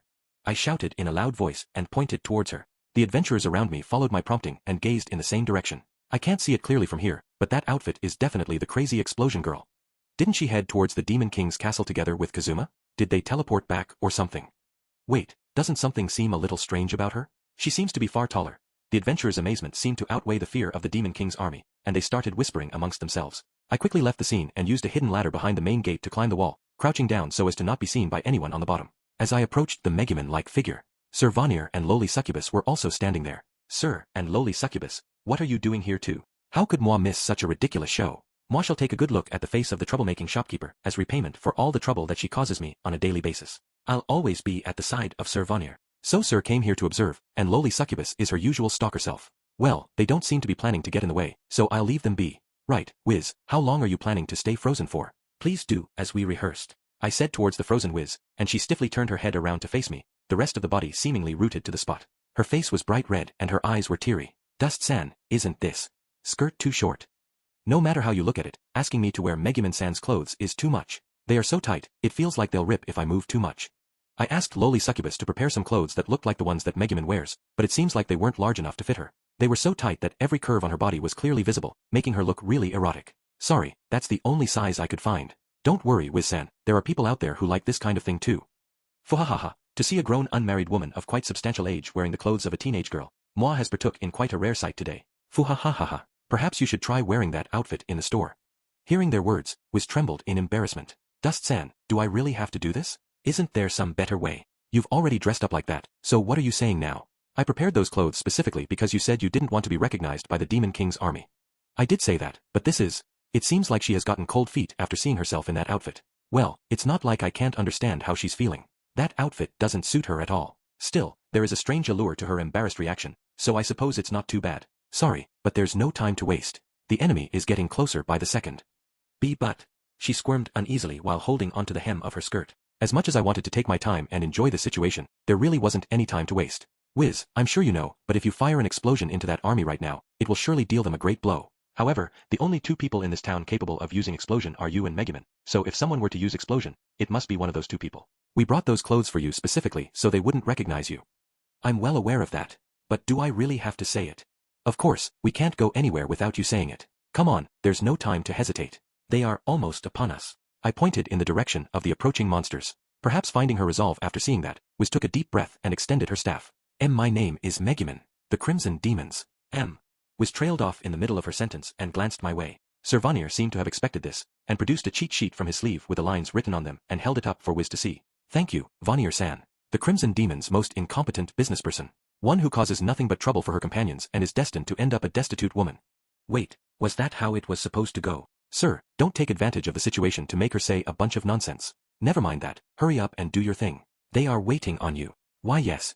Explosion. The spell was casted created a glowing sphere that flew towards the center of the Demon King's army before exploding with an impressive bang, throwing up large clouds of smoke and dust along with sending the bodies of the monsters flying through the air. Wow, as expected of Wiz. That's about 40% of them wiped out, I'd say. Explosion magic is frequently thought of as a joke spell, but I suppose it's not completely useless if it's capable of doing this much damage with a single shot. That seemed to have worked well. Now I'll go with Vanir-san to secretly reduce their strength while keeping myself hidden. Moi shall put in enough work to pay for the spectacle you've just given me. There's also the contract with you to consider, as well. I'm counting on the both of you. After picking up the clothes she had stashed away in a corner, Wiz jumped down from the walls. Sir Vanir quickly followed suit, and the both of them disappeared from sight. I'll help Vanir-sama too. Hey, why are you grabbing my arm? Let go of me. I won't be able to catch up with Vanir-sama like this. Lowly Succubus tried to follow Sir Vanir without a moment's hesitation, but I stopped her. Your place isn't there. I need your help here. I don't wanna. I get shortness of breath, heart palpitations, and dizziness whenever I'm not with Sir Vanir. That's definitely an illness, so let's go see a doctor. Come on, stop saying stupid things and come with me. By the way, you have no right to refuse. When I tugged on her arm, she stopped struggling immediately. And for some reason, she blushed bright red and followed me without complaints. Ah, you're so forceful. But I don't hate that forceful part of you. I don't really care about your preferences, but I need your strength here. It's not something I can ask anyone else to do.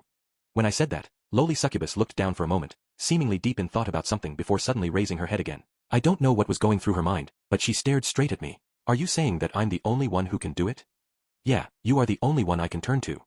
Oh, if you are going to go that far, very well. I'll do my best for you this once, Dust-san. She confidently said while puffing out her non-existent chest before grabbing me and pulling me along. I don't know why she's suddenly so motivated, but it certainly saves me the trouble of trying to convince her. Part 5. This isn't what you promised. It's cold. The air here is really cold. What did you say? I didn't quite catch you. I responded to the faint scream that came from behind me, and a screamed, Lia air, came as a reply. Turning back, Lowly Succubus was tied with a rope around her belly, her face completely blue after being buffeted by the wind. The other end of the rope was tied to Fate4's tail, and with her superior speed, was dragging Lowly Succubus behind her. Slow down a little bit, I said while stroking Fate4's neck, and the wind that was buffeting me calmed down somewhat. You said I was the only one you could ask, so why are you treating me like this? Is this how you sweet-talk women, use them as much as you can before dumping them out like trash? What are you saying? You are the only one who knows Fate4's true identity and can fly, so there's no way I can ask any of the other succubi for this. In that case, at least let me sit behind you like the last time. Why are you treating me like a human kite? She crossed her arms and pouted, showing off her anger. She's not actually panicking at all, is she? You'll probably fall off if you're unsecured. Seriously though, why is everyone so eager to ride Fate4? Isn't it obvious? Having a prince on a white horse is every maiden's dream, and riding a white dragon is the next level above that. Is that so? It didn't seem like anything special to me, but evidently the self-proclaimed maiden doesn't see it that way. Leaving the kidnapping aside, what exactly do you want me to do? Kidnapping? You really are. I only need you to do one thing, and that is to spread false information to the guys down there. Right below us are the countless monsters of the Demon King's army. We are flying quite high up above them to prevent them from noticing us, so they just look like dots to me. An infiltration mission? That makes me sound like a spy. But, what should I tell them? First, tell them that the explosion magic from earlier consumed a lot of her magic power, so she's currently resting and waiting for it to recover, but the second strike is coming in a few minutes. What's the point of telling them that? In group warfare, numbers are everything. If the entire army were to charge in all at once, even the strongest warrior will get taken down. And we are critically outnumbered. So, in this situation, what do we need to achieve victory? We need a really strong person to help us out. I'm surprised she could so confidently say something that sounded like it was thought up by a child. Though, I can't say she's completely wrong. There do exist people in this world who are so strong that no amount of number disparity can match. That me. Whatever guy with the magic sword is one of those people. I wouldn't have to work this hard if we had someone like that on our side. And there's nothing we can do about that. That's why we need to split them up into small groups in order to defeat them individually. That's what that lie is for. If another explosion is coming their way. Oh, I see. If they are all grouped up together when that happens, they become a perfect target for it. She clapped her hands in recognition after finally chancing onto my rationale. The explosion did hurt their forces, but that's just the prologue. My true objective is this. If we are able to disrupt the enemy's ability to command their troops, our victory is practically assured. We don't necessarily need to kill every last one of them. Monsters typically have low intelligence and operate primarily on instinct. After seeing so many of their friends blown away with powerful magic, they will surely be in a state of panic. Now, what do you think would happen if they were told to split up into small groups and take independent action? They'll run away. Exactly. That'll probably cause a large number of them to leave the battle. Don't you think our chances of victory would be much higher if that happens? Dust-san, I don't know if I should call you smart or dastardly. Don't praise me so much, I'm blushing.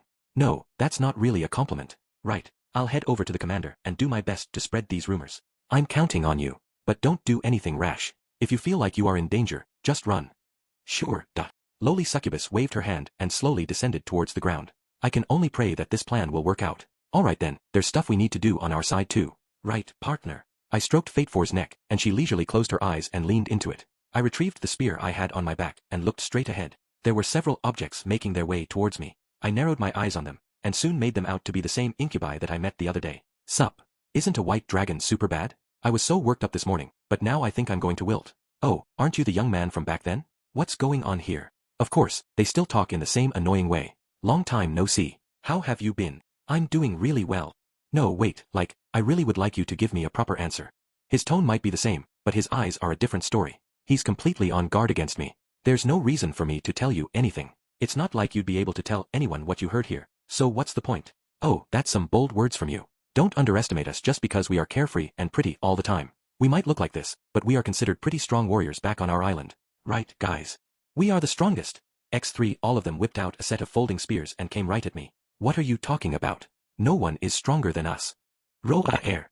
In response to my words, Fate 4 spat fire from her mouth. The flames spread out in front of her, engulfing several of the incubi. The one who were caught in the blast were quickly reduced to a crisp, falling to the ground without a single scream.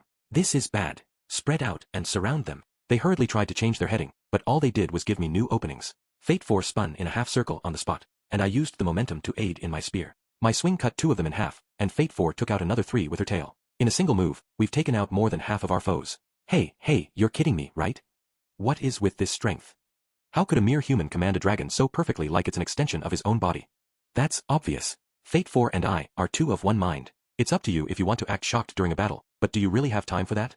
Fate 4 spread her wings wide and flew at high speeds towards the enemies in front of us. The incubi were too shocked to make a move, and my spear thrust through them one after the other. The remaining foes hurriedly raised their spears, but it's too late. Showing off our superior aerial mobility, we circled around to the rear and took them all out before they had the chance to even react. In such a short time. You're kidding me. How strong? The last incubus whispered with shocked eyes before slowly falling to the ground. I swung my spear to shake off the blood on it. That takes care of that. Hey now, I didn't recall ordering seconds. I would have liked to believe that the only aerial troops they had were the incubi, but reality isn't such a gentle thing. A group of winged monsters like harpies and manticores were heading towards the town. Partner, we're charging straight in. Row hair. Before they could notice my presence, we charged towards them at breakneck speeds. Pant, phew. You can do it if you put your heart to it. I charged them in order to break them up before they were fully formed up, and managed to fight them off somehow, though I'm pretty much completely spent right now. I would really like to rest for the rest of the day, but now is not the time for that. How is the battle going on their side? After making sure that there were no more enemies flying in the sky, we started descending. As far as I can see, the battle isn't going too badly. The Demon King's army is mostly dispersed, perhaps believing the rumors that lowly succubus spread amongst them. In the confusion, quite a few of the monsters were fleeing in the opposite direction. Even so, we're still outnumbered. Wow, it looks like they're doing really well on that side. Small flashes bloomed along the eastern flank of the Demon King's army, which were quickly followed by several explosions. I got closer to check out the situation, only to find a one-sided slaughter taking place. What's with these strange masked clay dolls? Don't let them grab onto you. They'll self-destruct. Numerous clay dolls were running around on the battlefield, grabbing onto any monsters they could find and exploding when they did. Damn it, that mask is mocking us. If letting them grab you is bad, then just smash them first. No, you idiot. Don't do that. The monster swung his club at an approaching clay doll. The moment it made contact, the doll exploded, destroying the club and sending the monster flying as well. These guys aren't particularly fast. Get some distance and take them out with ranged attacks. BRRR, it's cold. I can't move my legs. My legs are stuck to the ground. What is going on? The monsters who tried to run away from the dolls found themselves futilely struggling in place. Is that ice? I thought the ground looked oddly shiny, but it seems to be the ice on the ground reflecting the sun's light. And the ice seems to be gluing the monster's feet to the ground. The only one who can do such a thing is her, right? Those clay dolls were probably made by Sir Vanir. I know he created similar ones to guard his cave. And the ice was created by Wiz's magic. I heard that she was a renowned archwizard known as the Ice Witch back when she was still adventuring, and seeing the sight, I have no choice but to accept it. Wiz's magic freezes them in place, and Sir's clay dolls blow them up. That's quite a devious combination. In this chaotic battlefield filled with screams and the sounds of battle, everyone is too busy running to notice us flying around in the air. I spotted the two of them hiding behind a boulder some distance away from the battlefield, so I headed over and landed behind them. You really are something, Sir Wiz. Oh, Dust-san. We're doing really well on this side. Casting Explosion used up most of my mana, so I don't think I'll be able to do much else apart from this. It's a little unsatisfactory. Using the Vanir-style Death Ray on them would be the fastest way to take care of them, but it'd be a problem if my identity was revealed. Still, taking in the dark emotions of the monsters isn't too bad. Looks like you have it well under control. Then, I'll leave it in your capable hands. I got back onto Fate 4, and my body was once again surrounded by a floating feeling. Don't worry about us. Dust-san, please take care too. You're not destined to die just yet. Until you pay off your debts, dying is prohibited for you. Wiz seemed to be genuinely worried for me, but Sir seems to be hiding. No, those are his true feelings. Sir is a devil, so he might actually show up in hell to collect if I die with my debts unpaid. I wasn't planning on dying in the first place, but now I have one more reason to avoid death. Leaving this flank to the both of them, I headed over towards the main gate where the main battle was being fought. Part 6. A fierce battle was taking place in front of the main gate. Against goblins, kobolds, skeletons, and other small fry monsters, the adventurers would have an advantage in a one-on-one fight. This might be the town of novice adventurers, but there are actually very few weak and helpless newbie adventurers here. In particular, the male adventurers gain strength particularly easily. Of course, that's because of the existence of the succubus shop. The process goes like this. Newbie adventurers would be told about the existence of the succubus shop by their seniors. Then, after experiencing it once, they would throw themselves into their quests in order to earn enough money to pay for the services. In the process, their levels would steadily increase, and they would be newbies no longer. However, they'll be unable to leave the succubus shop and continue staying in this town. As a result, there are a large number of mid-level adventurers living in this town. In other words, the adventurers in town are all quite skilled. Still, the ones standing in the back would be trouble. Most of the monsters in the vanguard are small fry trash that can easily be taken care of, but the ones in the rear are all high-tier ones that could hardly be called small fry. There were advanced zombies, undead knights wielding swords and clad in armor, a giant horned humanoid creature, ogres, and there were also a few rock golems and ox-headed minotaurs amongst them. They are quite formidable, but fortunately there doesn't seem to be too many of them. There aren't any orcs there, right? Phew. I couldn't help but breathe.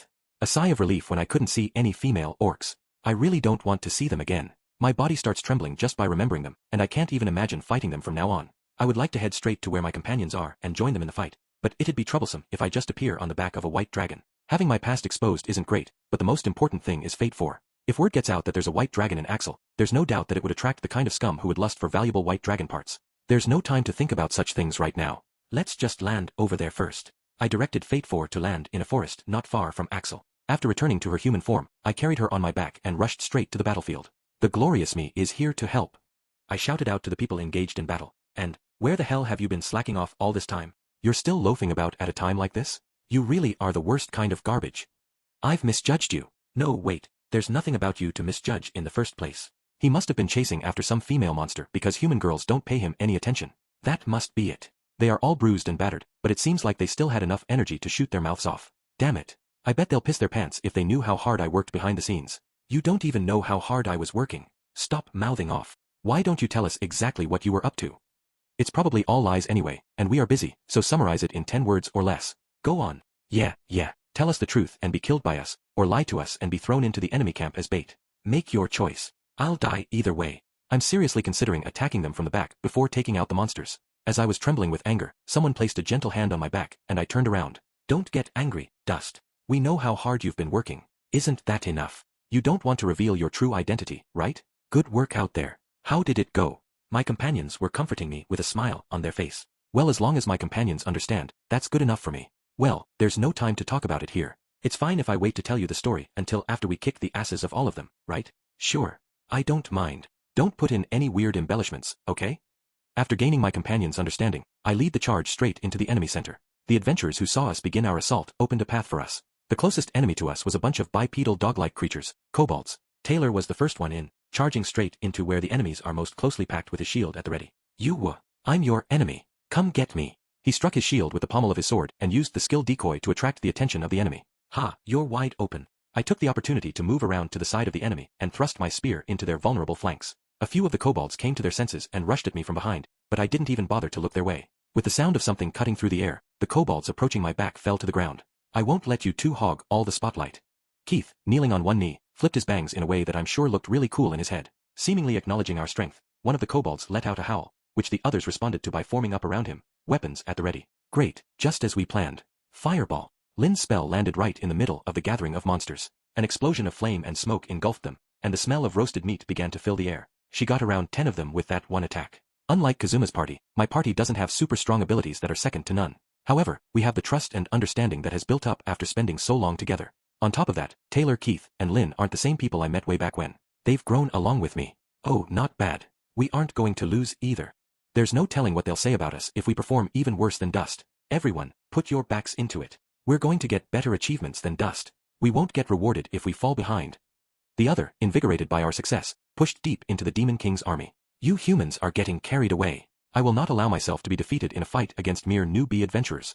Seemingly irritated by our onslaught, one of the undead knights swung his sword around and declared, "It was a fair bit larger than the other knights, and his equipment is also particularly high quality. Undead knights, to put it bluntly, are a straight upgrade from zombies. It was surrounded by undead, so it must be the frontline commander. Stop your futile resistance, fledgling adventurers who are too weak to be called to the capital's defense. I shall avenge my master, Beldia-sama, right here." Did he say Beldia just now? I heard that name before. If I recall, he was that Dullahan Demon King's general that attacked this town in the past. He was the one who took residence in the castle outside town and was driven insane by Megumin's troublemaking tendencies. In the end, he ended up getting purified by Aqua. "Hey you, upgraded zombie.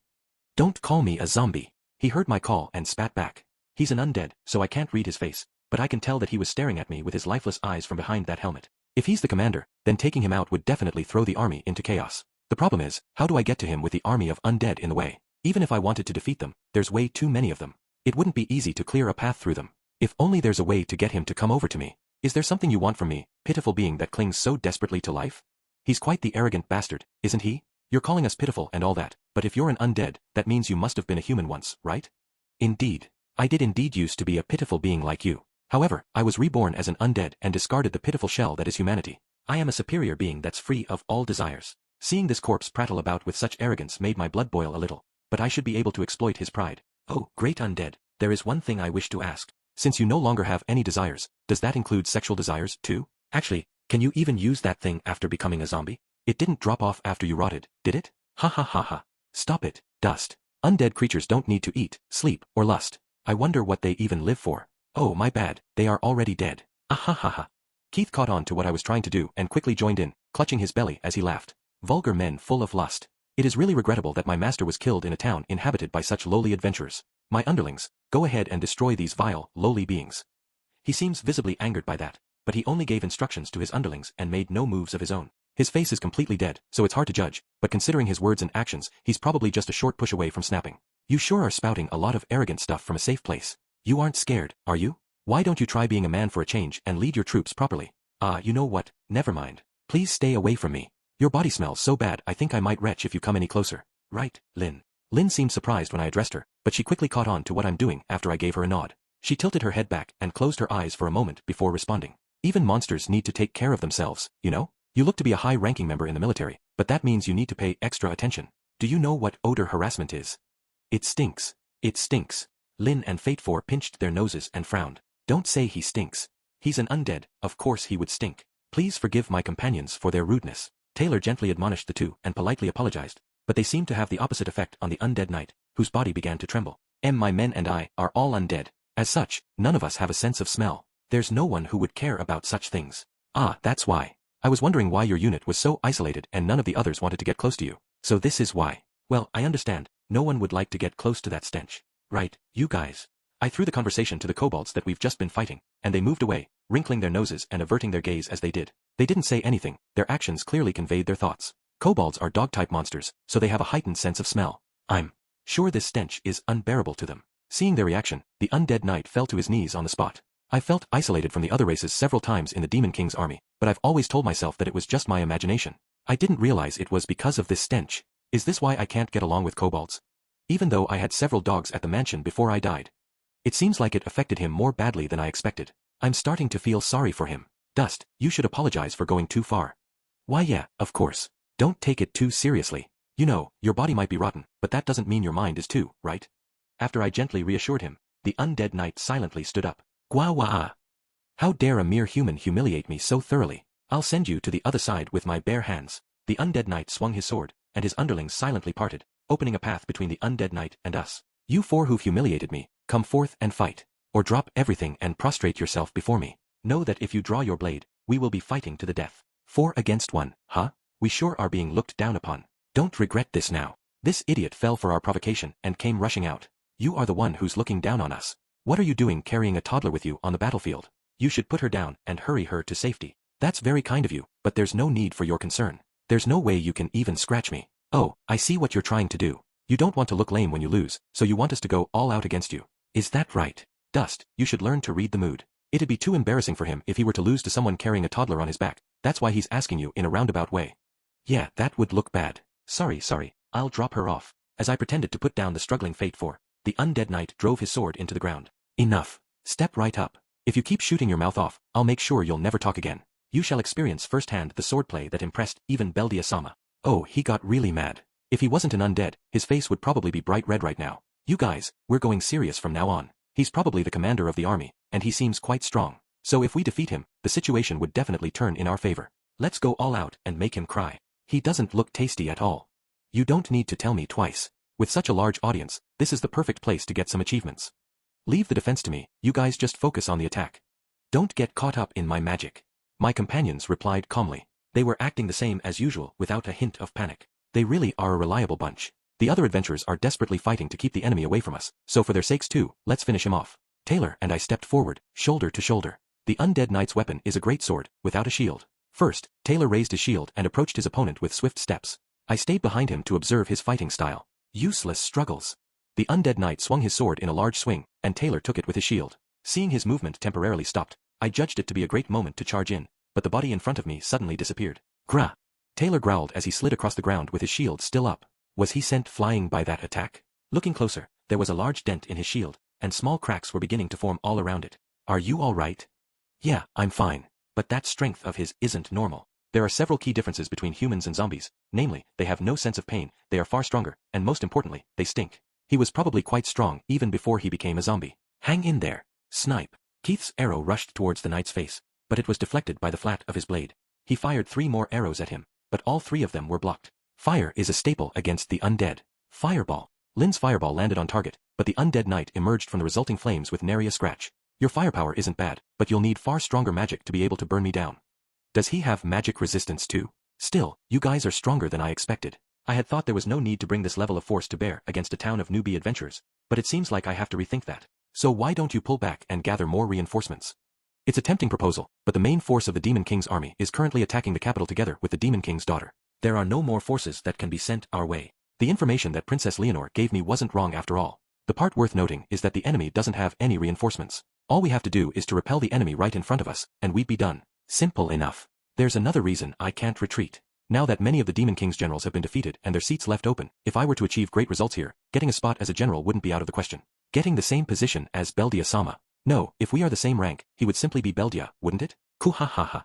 He placed his hand on his forehead and arched his body backwards, mocking his supposedly respected boss. After saying all those things, he sure does change on a whim. You say humans are vulgar creatures full of lust, but you are obsessed with gaining power yourself.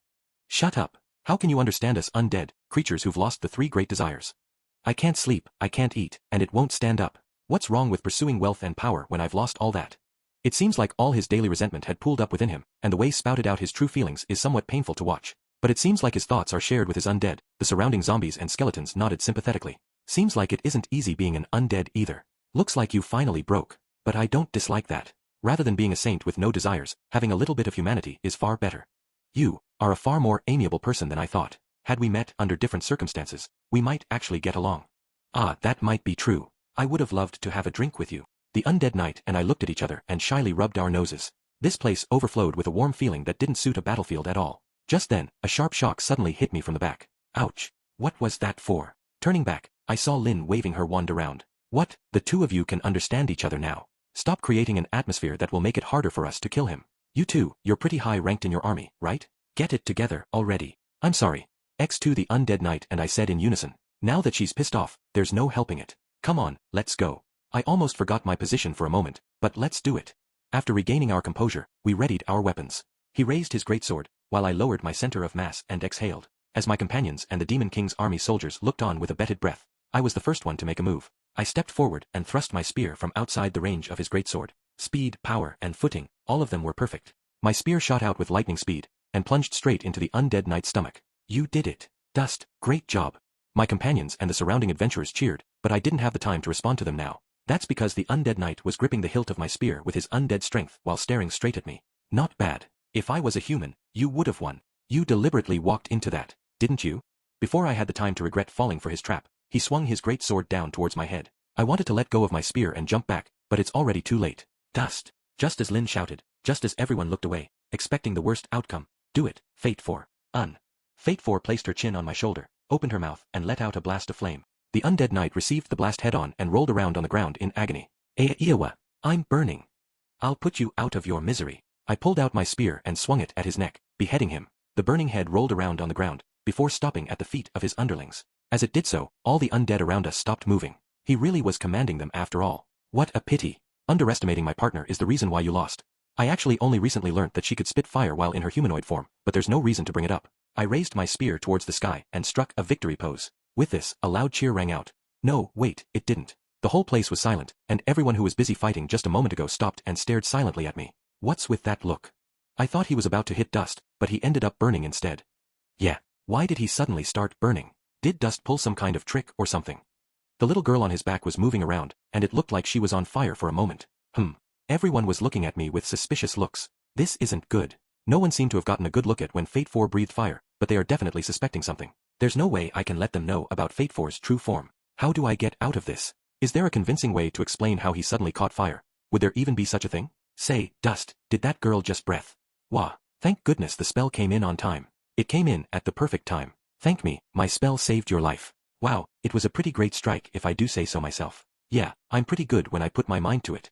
Lin came in and interrupted the adventurer before he could finish his question. She spouted out her words with rapid-fire quickness, not allowing the adventurer a word in at all. But that girl. Yeah, now is not the time for standing about. We need to take out all the undead that became immobile. Come on, get to it. Oh, yeah. Lin forcefully interrupted him and issued instructions, and the adventurers rushed to take out the undead who were rendered immobile after the loss of their leader. Seems like this area is taken care of. Thanks for the help, Lin. You always lie without a second thought, so don't clam up at a time like this. Seriously, you really can't make it, would me? Why yeah, I'll be counting on your help in the future too. Leave it to me. Lin puffed out her chest and gave me a joyous smile. As I looked at that beautiful face, someone bit me on the head. Hey, cut it out, Fate 4. My brain isn't tasty. Stop chewing on it. What if I go bald? Dust, your face looks really bad. I pulled Fate 4 off my spit-covered head, before tossing her some of the hidden rations I had on me in order to calm her down. It should keep her in check for now as she chewed on them. After we've cleaned this place up, we can march on the enemy headquarters. What's with these guys? They suddenly started running. Hey, wait. They are heading towards town. Someone stop them. Damn it, the others are in my way. Just as I began to feel safe, we were interrupted by a set of sudden screams. I looked in the direction of the noise, and noticed that a portion of the undead suddenly started moving and surged towards the town. To make matters worse, a group of ogres took advantage of the chaos and rushed into the town along with them. What the hell? Aren't they supposed to stop moving after we defeated that guy? Cuckoo, you're too naive, humans.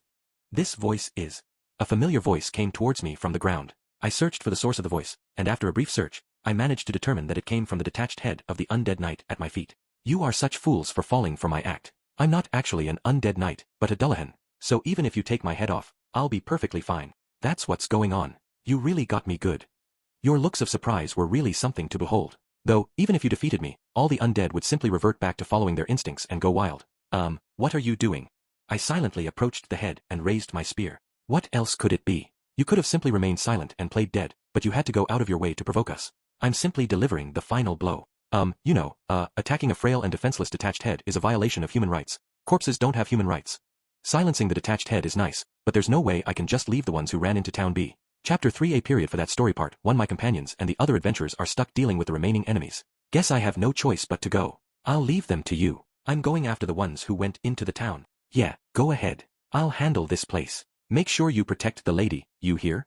Clean it up quickly and come back home. With the words of encouragement from my comrades behind me, I rushed towards the gates of Axel. The gates had been opened slightly in order to transport the wounded back. Now they were forced open, and the soldiers that were guarding it were now laying at the side. Hey, are you okay? Why yeah, somehow. Never mind me, go after the monsters. They split into two groups, one went towards the Adventurers Guild. The other headed for the rich residential areas. Cough. Gurk. The soldier suddenly coughed in the middle of his sentence, spitting out a large amount of blood. If he's spitting out that much blood he must have suffered severe internal damage. It might be too late for him. It's fine, don't talk anymore. Don't worry, this is just the wine I drank earlier to calm my nerves. Right, I'll just leave him be. Leaving the soldier behind, I ran into the town, but which way should I go? The closest place would be the Adventurers Guild. There should be wounded adventurers there. If they were attacked now, they wouldn't be able to fight back. Still, I couldn't just ignore the other group. Fate 4, I have a request for you. What is it, Dust? I loosened the straps on my carry bag and let Fate 4 down. I'm going to go after the monsters that went this way. Can you go after the other ones? You can change back to your dragon form, just make sure you protect the people there. Okay. Fate 4 nodded twice, and I ruffled her hair in response. Her human form would be unable to keep up with the monsters. Transforming back would most likely cause the rumors of a white dragon to spread once again, but that's the least of my concerns right now. Oh, Dust-san, what are you doing here? I looked up at the voice and saw a man dressed in a full-faced, suspicious-looking helmet atop a white horse. This is the strange noble who bought my used helmet in the past and is still wearing it now. I mentally called him the helmeted bastard. Is that girl? She can't be Dust-san's child. Of course not. Now is not the time to be talking about that. Can I ask you to do something? Yes, of course. The response came within seconds before I could even tell him what I wanted. Well, it's a good thing that he's so quick to agree, so I won't push him on that. Take her and go after the monsters. And don't tell anyone what you see there. It'll be our little secret. I won't tell a soul. I'll take this secret to my grave. Oh, well, thanks. It kinda bothers me that he's breathing heavily, but I'll ignore that. After gathering my thoughts, I rushed in the opposite direction of the white horse. The door to the Adventurers Guild had been completely smashed open, and several shouts were coming from inside. My mind couldn't help but come up with the worst-case scenario, but I pushed them aside and ran off into the guild. Are you guys alive? The scene that greeted me caused my thoughts to freeze in their tracks. The group of ogres and the wounded adventurers facing off, that I can understand. But why is Sir Vanir stuck between both sides as they glared at each other? Damn it, we can't let them destroy the guild. Protect the guild and the staff. You don't need to tell me twice. The adventurers, weapons in hand, took up positions in front of the guild staff. They are wounded, but instead of running away they choose to stand their ground. Everyone. Even though you constantly cause headaches for us by always messing around and making us clean up your messes, complaining about why the commission fees are so high, and hitting on us when you get drunk, you really do care about us. It made me merry late, but I'm glad I became a receptionist at the guild. Luna and the other receptionists seemed moved by that display of bravery by the adventurers. Of course I'll protect you. We won't get paid if we don't, after all. I sure as hell ain't putting in this much effort and getting this battered for free. If this place gets destroyed, I won't even have enough money for drinks tomorrow. After hearing the adventurers' true feelings, the guild staff froze and fell silent. Personally, I think it's better than putting on a false front and dressing it up, but oh well. I acknowledge your guts at least, but do you really think you can take on us ogres with those broken bodies of yours? One of the ogres, who stood a head taller than the others, stepped forward and taunted the adventurers. It seems to be acting as their leader. Ogres aren't like goblins or other small fry, they are fierce and fairly powerful monsters. At the very least, they aren't enemies a low-level adventurer can take head-on. True, we might not be able to defeat you with our wounds like this. But still, there are times in a man's life where he cannot back down no matter what. We're women though. Despite knowing that they have no chance of victory, the adventurers nodded, refusing to run away. It may seem cool at first glance, but they've been sneaking glances at Sir Vanir all this time. The ogres clearly wanted a fight, but yet they refrained from attacking. Just like the adventurers, they've been sneaking glances at Sir Vanir, clearly finding his presence concerning. As for the center of attention himself, he simply pulled up a chair by a table and began leisurely sipping tea. Wait a minute, if Sir's body is made of dirt, can he even taste anything? Never mind, that's not important right now. Vanir-san, we're in a bit of a tight spot right now. If you could help us fight these guys, it'd be a great help. Oh, do you wish to consult with me about some difficult matter? Sir pulled a crystal ball from somewhere and placed it on the table. Welcome to the consultation office, troubled adventurer. No matter your difficulties, allow me to resolve it through divination. Is he seriously entering consultation mode now? Sir provides consulting services in the corner of the guild ever so often. Or rather, he usually resolves issues with his accurate predictions. This isn't anything new for him, but why is he doing it now? Oh, we want you to fight, not tell fortunes. Wait, that's the former Demon King's General Vanir-sama. What are you doing in human territory? The ogre who seemed to be the leader approached Sir Vanir, immediately making his tone more polite. He seemed to know of Sir. But wasn't that statement dangerous? If those guys learned that Sir was formerly a Demon King's general, they might cause a ruckus. So he was a Demon King's general. His face was plastered on the bulletin board with the bounty. See, I told you he was the real deal. With such a conspicuous mask and unique character, it's obvious to anyone.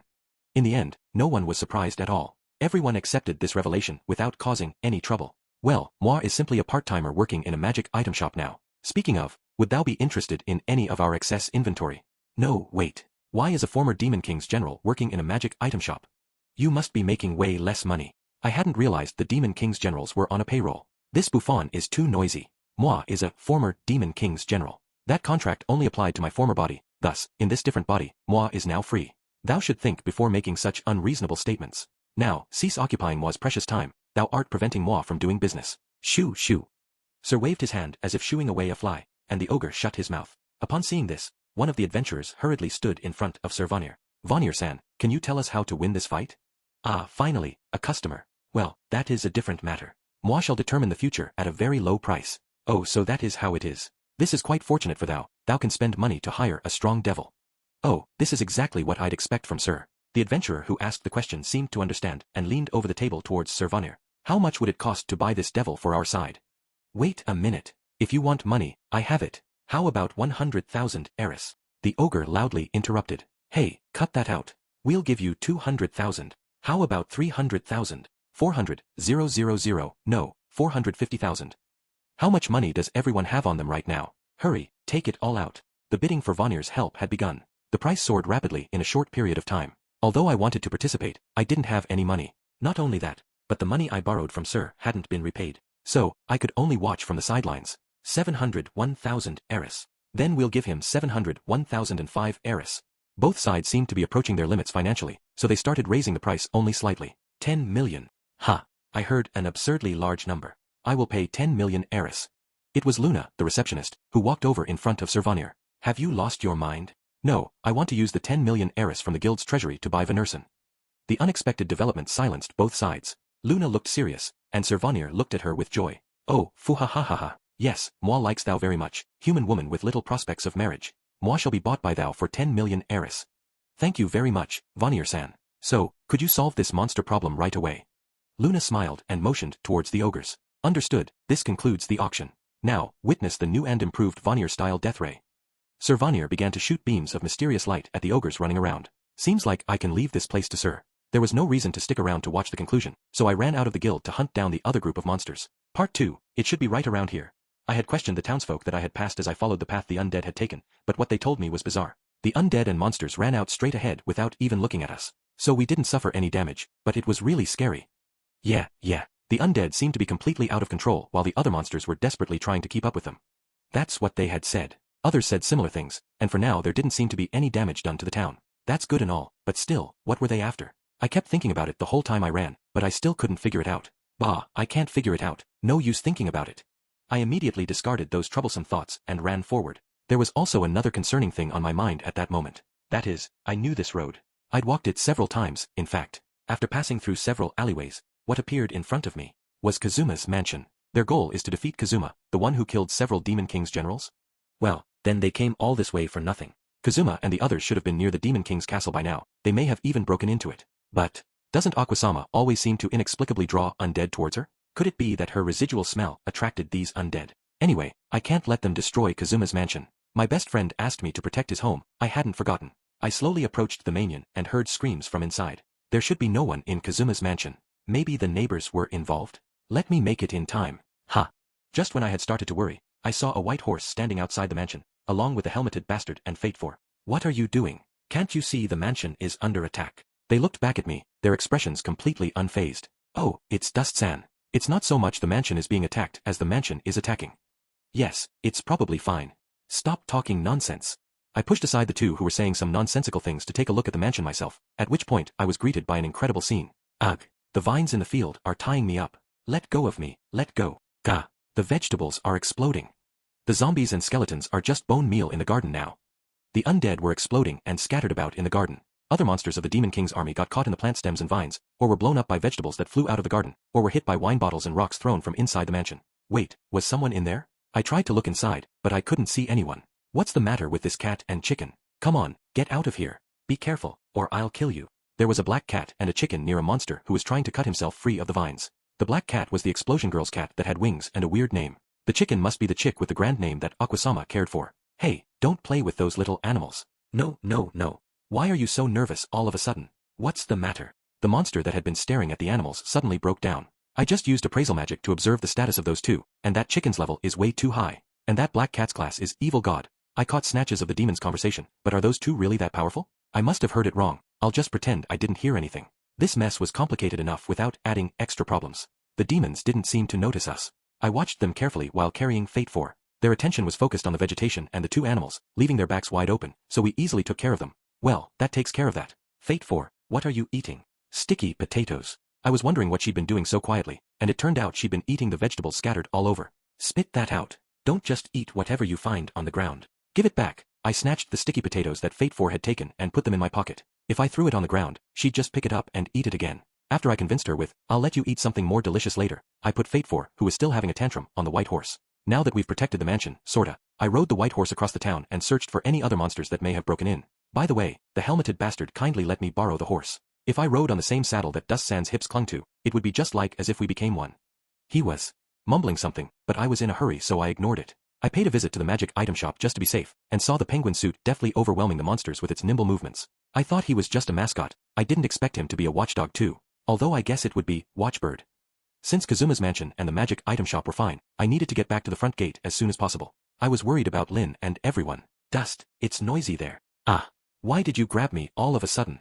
Fate 4 grabbed my cheek and turned my face to the side. Listening carefully, there definitely was a noise. That's the direction of the police station. Was some idiot really taking this opportunity to cause trouble at the police station? If that's all it is, the police will be able to deal with it even without my help. But if it's a monster, if I lend them a hand now, I might get treated better the next time I have to pay the cells a visit. You aren't honest. Tisk, that's not true. Despite my harsh tone, my body subconsciously began moving in the direction of the commotion. There's a perverted demon here. This guy is clearly a pervert, so why is he so strong?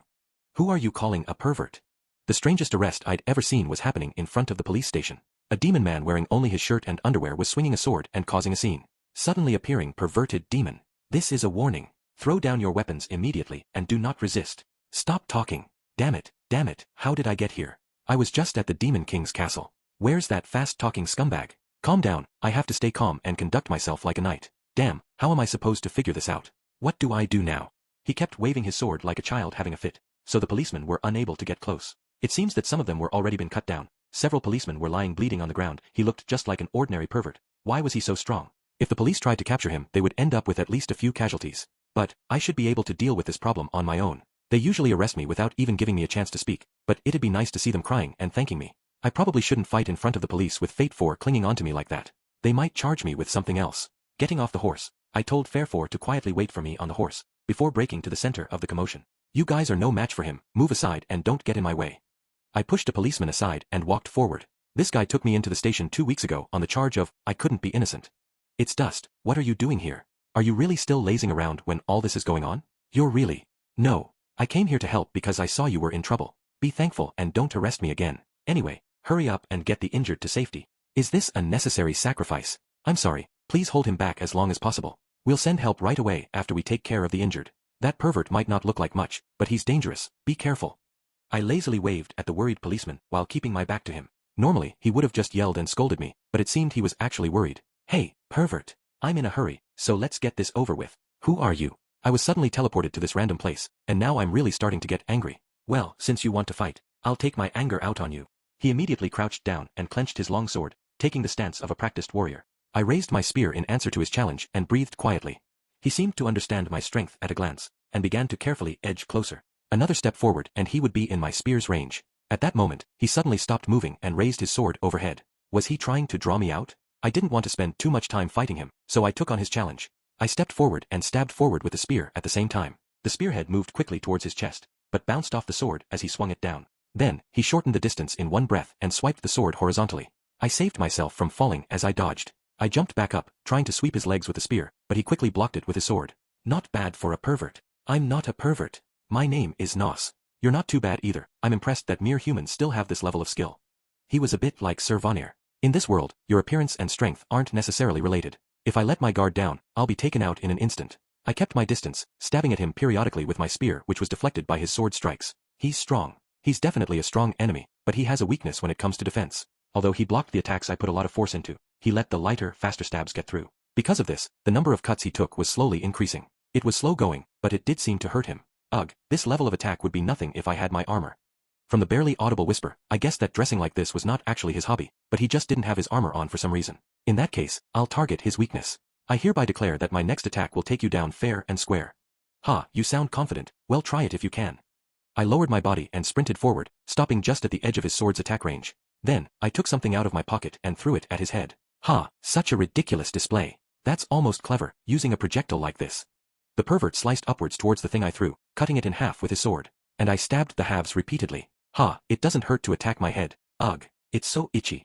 A white, sticky material flowed down the body of the pervert, and he grabbed his bare neck, arms, and feet. I had thrown out one of those potatoes Fate 4 had been eating. This potato was actually a taro root, which causes severe itching when it touches the skin. Since it was a vigorous and aggressive taro root, I thought the itching ingredients would also be very intense. It seemed I was correct. The pervert rolled all over the floor looking pitiful, so I used the shaft of my spear to knock him unconscious. Since we were in front of the police station, it seemed fine to leave him. He'd be thrown in prison here. Who even was that guy anyway? Part 3. Although it took longer than I expected, I finally returned to the front gate to find that the adventurers and the undead had already finished their fight. Some of the adventurers seemed to be injured, but most of the adventurers were still up and seemed alright. After confirming that my party was safe, I breathed a sigh of relief. Looks like you took care of things on your end, Dust. The undead here have been wiped out, so all that's left is... Taylor patted me on the shoulder and praised me, but his eyes weren't on me, but on the battlefield. His eyes were fixed on the enemy's base camp. Although it looked like there weren't many left, each monster remaining was far more powerful than any of the low-level monsters from before. I could probably take most of them one-on-one, but these guys would be way too much for everyone else. I just want to drink a bunch of beer and relax. I get what you mean, Dust. Working so hard like this, I'm going to become a proper upstanding man at this rate. Dust, Keith, what's so bad about that? We are almost done, so just hang in there for a while longer. After the war is over, I won't interfere with your indulgent and depraved lifestyle for a while. Normally, Lynn would kick our asses and force us to help. It's rare for her to have such an attitude. Keith and I looked at each other, then bumped fists and laughed. Don't forget what you said. When this is over, I'm not doing anything for a while. No taking it back. Dust, we'll have a great time afterwards. Alright, I give up. I really can't do anything with you two. I'm glad we got them motivated, but is it really okay? Lynn and Taylor, the two serious party members, sighed deeply. I wasn't sure what they said, but I chose to ignore them. Okay, let's get back to work. Can you guys still fight? After I asked the other adventurers, everyone raised their weapons. Of course. I'm only just warmed up.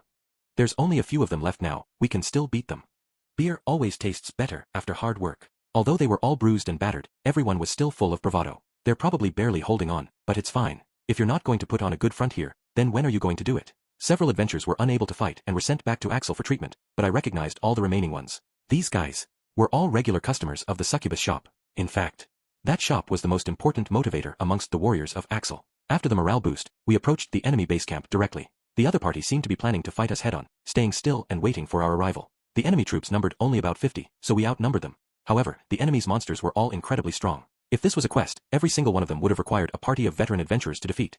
Seeing these sorts of odds, most people would be terrified. Thinking of that, I turned around and looked back, only to find the adventurers all smiling arrogantly. Hey, I'm really eager to fight. I'm so excited, I'm shaking all over. Ha, even now, you're still such a novice. Look at me, I'm not scared, you could learn a thing or two. You look like you're about to cry out of fear. I haven't been scared once. No, they were scared half to death. I can't blame them. To be honest, I really want to go home. What are you saying? You can't give up here. When I muttered this, Lynn immediately yelled back at me. Complaining wouldn't change anything, that much was clear. I left the shaky adventurers in place and walked forward. Taylor, Keith, and Lynn followed behind. You guys can stay behind me. Don't be ridiculous. I said I wasn't going to let you steal the limelight. Yeah, as the captain and a crusader, how could I cower and hide behind someone else? We're a party. We gotta be together wherever we go. I've got one reliable group of party members. As long as I had them backing me up, I could keep going forward, no matter how strong the enemy was. I slung my spear over my shoulder and took a big step forward. Humans, do not tread any further. If you come any closer, I'll be forced to attack you. A loud voice shook my whole body, so I stopped. The enemy's formation split in two, and a human figure appeared in front of us. It was a wonderful beauty who looked out of place on this battlefield. She raised a charming smile and looked at me with a cold gaze that chilled my spine. She wore a deep V-neck white shirt on her upper body and a long skirt with slits on it on her lower. The fullness of her chest and posterior was impeccable. Just looking at her, I could tell she's completely my type. I wanted to ask her to sleep with me for a night, but judging from her statement, it seems she was the commander-in-chief of the Demon King's army. Beautiful Wani-san, are you the leader? Yes, human. Oh, that human man has an enticing aura. Just looking at him makes me hot and aroused. If you're willing to switch sides, I will save your life and make you very satisfied every day. Was she joking and teasing me? I looked at her suspiciously, but it didn't seem to be a joke. Was she serious? At the idea of being seduced by such a beautiful Wani-san, my heart began to waver. Hey, do I look like a man who will be deceived by good looks? That's exactly what you look like. X3, you guys stay out of this. My party and the adventurers had all responded so quickly in unison. It's a great proposal, but I'll pass. But if you want, I can rub your chest a few times. Gah. I felt a shock on the back of my head. I didn't need to look to know that it must have been Lynn hitting me with her magic wand. Just how many times does she need to hit me before she's satisfied? This human is very funny. Oh my, how rude of me, I haven't given you my name yet. I'm the commander-in-chief in charge of the attack on Axel. My name is Roselli. Pleased to meet you. Or not. Anyway, you'll die here. Since her voice and manner were attractive, I didn't really want to attack her at all. However, when she revealed her threatening aura that made her previous sexy aura immediately vanish, I couldn't help but swallow nervously. But this was quite the surprise. I heard this was the town of beginner adventurers, but to think that such a town could reduce our forces by this much. If this continues, I won't be able to show myself before His Majesty the Demon King and the generals. So, although it's a little embarrassing, will you please just die miserably with the residents of this town? As she spoke, she tried to come off as charming and sexy by tracing her fingers along the curves of her body. I was reminded of a certain someone whose eyes would light up and say, "That's really worthy of reference. That's really worthy of reference." That's right, she'd sound just like that. Wait, why are you here? No one was there just now, right? Lin and my other party members didn't seem to know how she got there either. Lowly succubus had appeared next to me and was eagerly observing Roselli. I finished spreading rumors, so I came back. I felt like if I stayed there any longer, I'd have gotten caught up in fighting on their side. That woman is really sexy. One day, I want to also become that kind of attractive and beautiful woman. That'd be impossible. Coor. After I pointed out the obvious, she puffed up her cheeks and glared at me. Oh, what a cute little girl. Although she's not much for reinforcements. Where did you come from? Ah, I came out of the ground. The ground? X5. I looked at the ground where lowly succubus pointed, but I could only see dirt. I looked harder, but didn't see anything special about the ground. Hey, what do you mean, from the ground? I was about to ask, but the soil in front of me suddenly swelled into a familiar shape. Foo ha ha ha. It is actually moi. Oh, I do enjoy this type of surprised negative emotion. With that familiar laugh, the dirt changed into a familiar form, a demon wearing a mask. Sir, what are you doing appearing like this? Ah, forget it, but is it really okay for you to be seen by the Demon King's army? Ah yes. That mask is Via Vanir-sama. Roselli screamed as soon as she saw Sir Vanir. Wait, a scream? I glanced at her and found her face pale and fixed with a look of extreme terror. Sir, what did you do to her? Who knows, moi does not recall seeing her before. Although his masked face wasn't exactly easy to read, he seemed to really not know her. Roselli just kept pointing at Sir, opening and closing her mouth like a fish. That clearly wasn't going to get us anywhere, so I started asking some questions. Sir doesn't seem to know you, but you seem to know him. How is that? He doesn't remember? After everything he did. In the Demon King's castle, every day he cruelly toyed with us.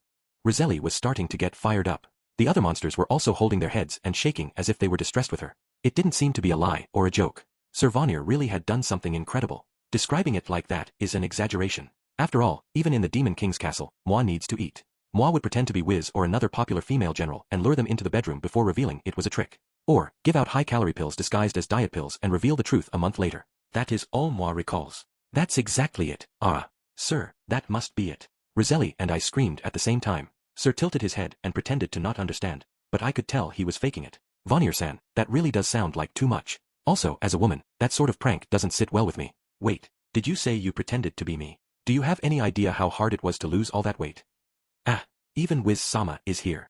Seeing Wiz poke her head out from behind Sir, Roselli screamed again. She was quite the screamer. It was getting a little absurd. Long time no see. I remember you, you're Roselli, a candidate for general. How are you doing? Wiz seemed to remember her and greeted her kindly. Wait, how could you two be here? Because moi works at a shop in this town with this incompetent shopkeeper. In this town? Working at a shop? Ha. I wondered if she didn't understand, or didn't want to believe it. Roselli looked around in a panic suspiciously. I decided to ignore her behavior for now. Sir, let's get back to my question. Is it really okay if your identity is completely exposed? About this matter, moi has concluded that there is no need for concern. Since Vanir-san doesn't think it matters, I'm also relieved even though I haven't asked him to clarify why yet. What are you going to do? Wiz simply believed in Sir Vanir's confidence and followed him. At this time, my heart was filled with an ominous feeling. Why would Wiz just believe it? She had spent a lot of time with Sir, so it may have been something I wouldn't understand. Must thou even ask such a question? Moi shall annihilate this group and leave not even a single survivor of the Demon King's army in this world. Ah, so that's it. Wait, what? Are you really going to do that? So that's why you don't care that they know your identity. You really are incredible. When I heard Sir's proposal, I was immediately relieved, but my party members had mixed expressions. I couldn't tell if they were surprised or dumbfounded. Vanir-san and Wiz-san were members of the Demon King's army before? Although I could have guessed about Vanir-san, I would never have suspected Wiz. If what he just said is true, does it mean they're going to betray the Demon King and help us? I don't get this at all. This new information seemed to throw them all into chaos. I was curious about how the other adventurers were taking this, so I turned to look, but they weren't listening. To be precise, they were far too busy to listen. I'm not sure why, but the monsters all seem to be in pain. This is our chance. Let's kill them now. Use magic and arrows to crush them. Hey, fight. We can't lose here. The adventurers had entered battle mode while saying stuff that made me question which side was the Demon King's army. Everyone was fighting desperately, paying no attention to us. The monsters also seemed to be aware of the difference in the atmosphere, and they were getting ready to receive us from a distance. No, that's not right. They were trying to escape from Sir Vanir in the chaos. I could tell because, even though they were fighting, the monsters would sneak a peek at Sir Vanir from time to time. This definitely hurt their focus in battle. Perfect. Thanks to this, the adventurers could fight evenly with the monsters. Thank you, Sir Vanir. Vanir-sama, Wiz-sama, will you really stand on the side of the humans? Well, moi merely joined the Demon King after his repeated requests, just to pass the time. Moreover, moi is now a former general, and as such, a free agent. That inept shopkeeper is a general in name only who is responsible for maintaining the barrier. Yes, this is the case. My contract is to remain neutral and not interfere.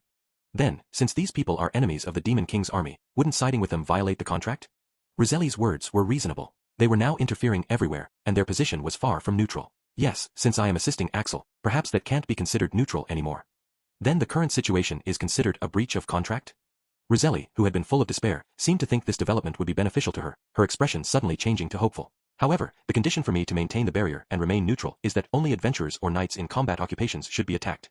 We haven't dealt with anyone other than adventurers. So, Roselli trailed off. A chill released from Wiz's body surged, making her speechless. Since we were so close, we were also affected by this blast. Ugh, it hurts. Quick, let's hug together to keep warm. Get away from me. You can bear with it for a little while. Although I typically don't reject beautiful women even if they're cold to me, this is a little too much. Hey, can you guys not hide behind me? We used Taylor, the most burly figure, as a shield and hid behind him. Although he complained, Taylor didn't usually have much chance to shine. This was a good opportunity for him to be useful. He should be thanking me. Just die miserably with the residents of this town. Isn't that what you said just now? This town is very important to me, and I will not let you hurt my shop or my precious customers. The cold vortex of Wiz-centered madness was getting bigger and bigger as we scrambled to get away from it. If we stayed here we'd be turned into icicles. It's been a long time since she acted like the Ice Witch. Sir Vanir said with his arms wrapped around us. The surface of his body was all frosted. Wait, when did he escape? Wiz actually has such a terrifying side. She used to lose her temper often, and she would get furious whenever Moi teased her. She would constantly come to me to vent intense negative feelings. It was like a high-quality bento delivery. Sir's analogy was a little unnerving. Putting what happened in the past aside, Wiz was now willing to seriously take part in this war, for which I was really grateful. Our combat power had greatly increased, as seen from the explosion magic and this current situation. Sir Vanir seemed to have been bought by Luna and was willing to help, so he would definitely win. It's our victory, it seems. Delinquent adventurer, this kind of careless remark seems to be called raising a flag. Kazuma said that such cursed remarks would attract phenomena completely opposed to the content. Ah, I've also heard Kazuma talk about that. But, it seems pretty obvious who's going to win here. Exposed to the biting cold, Roselli's body surface had been frosted over, leaving her trembling.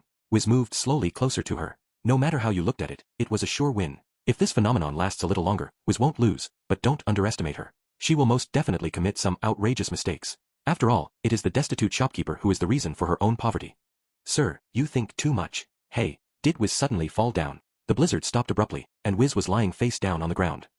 There was no warning at all. What was going on? My thoughts couldn't keep up with this unexpected sight at all, making me speechless, but Roselli, who had been intimidated by Wiz, seemed to be the most surprised of everyone. She stared at the immobile Wiz. She really didn't think about it in advance. How can she make herself burn with anger with the name Ice Witch? Moi can't bear this troublesome matter. Sir Vanir sighed, as if only he understood the situation. Wiz suddenly fainted. How could this happen? The explosion magic is to blame. Using that magic consumed a lot of her mana, and even more was used up in the previous offensive and defensive battles. As such, unleashing more magic will lead to this sort of consequence. Ah, of course. The explosion girl also couldn't move immediately after finishing her spell. Although Wiz had more magical power than Megumin, the previous battles should have almost exhausted her reserves. I'm not quite sure why, but that's one less threat. After recovering, Roselli felt relieved and became arrogant once again. Wiz may be out of the fight, but we still have Sir Vanir here, did you forget? You have no chance of winning. Go on, sir, show her what you got. After I finished what I wanted to say, I gave the scene over to Sir Vanir. Tossing all the responsibility over to someone else, how despicable. Even I'm not that much of a scumbag. I can't believe we're in the same party. My party began talking badly about me behind my back. When I looked back, they immediately looked away and moved in the other direction. Don't pretend you don't know me. It doesn't matter if you want Moi to clean up, Moi can't do that. Sir, come on. Don't be lazy, please help. Wait, what do you mean unable to do that? Oh, so that's it. I looked in the direction Sir had indicated with his chin and saw Roselli shrink her body into a trembling ball and begin to grow a pair of wings from her back. Her swelling body tore her clothes from the inside, revealing a body covered in bright red scales and 2 horns sticking out of her head. To most, this scene would have been quite amazing, but to me, it was actually unremarkable. Huge wings grew from Roselli's body that had now swelled several times in size. What appeared before my eyes was one of the strongest monsters known to the world, a dragon. Judging by the scarlet scales, it's a red dragon. It rose into the sky with its wings open and deftly hovered in mid-air. In the air, even Vanir-sama cannot attack me. It's humiliating to take this form in front of humans, but you can consider it a parting gift. After many years, dragons can learn the ability to assume a human form. Are you so scared that you can't speak? I can't blame you. Why don't you have any reaction? Couldn't you at least be a little more desperate and scream in fright? Even if you say that. I replied impatiently to the voice that I heard not in my ears, but echoing within my mind. Looking at this dragon, although she was very different in appearance and speaking fluently, my only thought was, Fate 4 will be able to speak clearly like this in the future. My friends had seen the process of Fate 4 changing from a human to a dragon several times, and naturally they were used to it. Fine, no matter, anyway, you'll surely become afraid sooner or later. Try to attack me with magic or bows and arrows. Any attack is no match for my scales. Keith and Lynn tried releasing arrows and magic. Even considering that their power was weakened by the distance, Roselli's hard scales blocked everything, not showing any harm at all. There is nothing you can do now. Long-range attacks don't work, and you can't come closer. Come now, beg for mercy. Hey, why did that young girl suddenly take off her clothes? Roselli felt she had the upper hand and gave a great speech, but Fate 4 ignored it and took off her clothes. Lin and the others hurriedly erected a human wall around Fate 4, so no one could see her. Oh well, it's because otherwise her clothes will get torn, which would upset her. After all, she seems to like that dress very much. She's even folding the clothes. Good job, Fate 4. Lin taught me to do that. This kid does learn quickly. Even in this situation, she can take off her clothes and neatly fold them. She really grew up.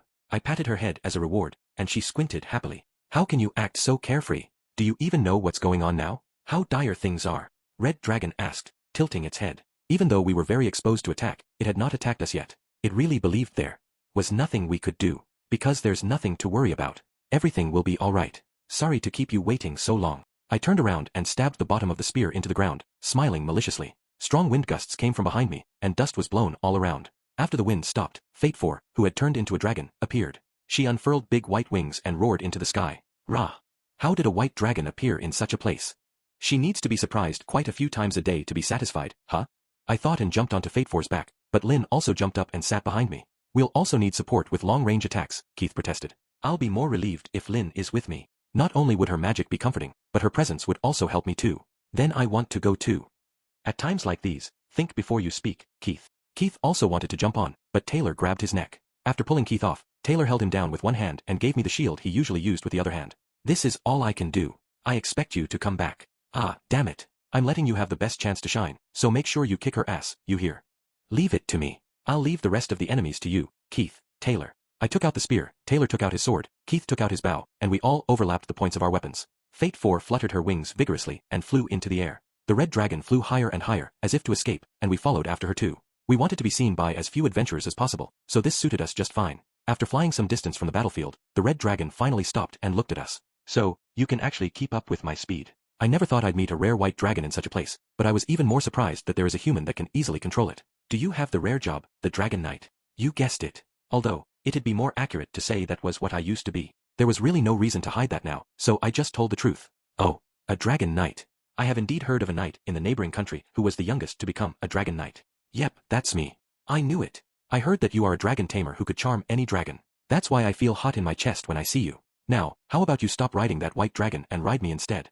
Although it tried to tempt me with a charming voice, the dragon-shaped body that it was trying to seduce me with made me unsure exactly how to react. Also, Fate 4 turned her head towards me with protesting eyes, which made me really concerned. Sorry, my partner is the only one for me. I'm not about to cheat on her with any other dragon. Pfft, ah, don't lick my face. Hey, I'll lose my balance. Stop it. Fate 4 seemed to be satisfied with my answer judging by how she licked my face with her big tongue, completely blocking my view. Oh, I got rejected. It doesn't really matter. The law of the dragon race is for the strong to eat the weak, and so all must obey the strong.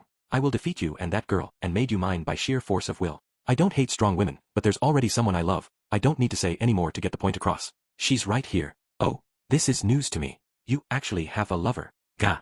Why are you both looking at me like that? Of course I'm talking about you too. It would be too embarrassing for me to explain it clearly here. To hide my embarrassment, I rubbed their heads rudely. Fate 4 was very happy, but Lin stared at me angrily. What are you doing? My hair's all messed up now. You sure are an insensitive woman. What do you mean? I figured she would have understood. I confessed to her before, so Lin's neck was red. Is she also hiding her shyness? Can you be serious? Don't flirt in front of me. We're fighting. Sorry. I'm sorry. We apologized after being reprimanded. This dragon seemed to be the type that could see people's faces and communicate. That being the case, I thought that I might be able to negotiate with it. So, you're sure you're not gonna retreat? You do realize that even if you beat me, you'll have to face Sir Vanir, right?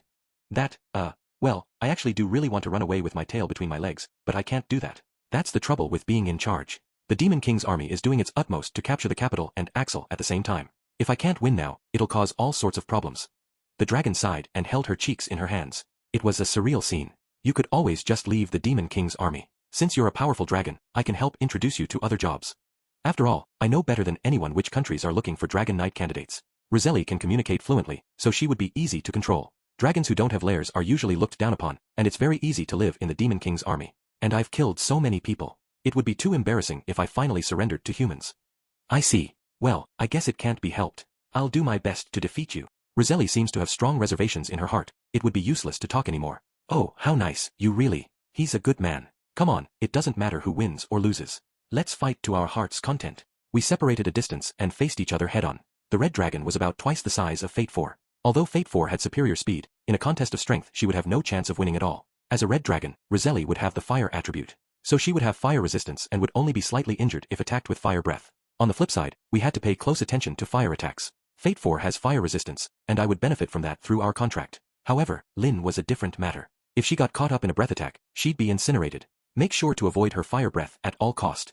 I patted Fate 4 on the neck, brought my mouth to her ear, and gave her instructions. She seemed a little puzzled at first, but after seeing Lin behind me, she nodded vigorously. She's a pretty smart kid, I could see she understood. Right at this moment, Roselli opened her mouth wide, almost as if she'd guessed my worries. Flames emerged from her mouth. Fate 4. I just managed to turn Fate 4 aside in time to dodge the flame breath. We flew past our opponent, and I immediately turned around behind her. She's weakest from behind.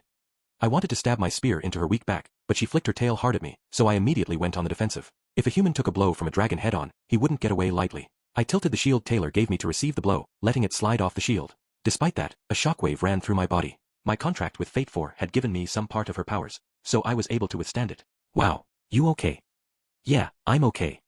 Although I answered Lin in a relaxed tone, I was becoming more and more anxious.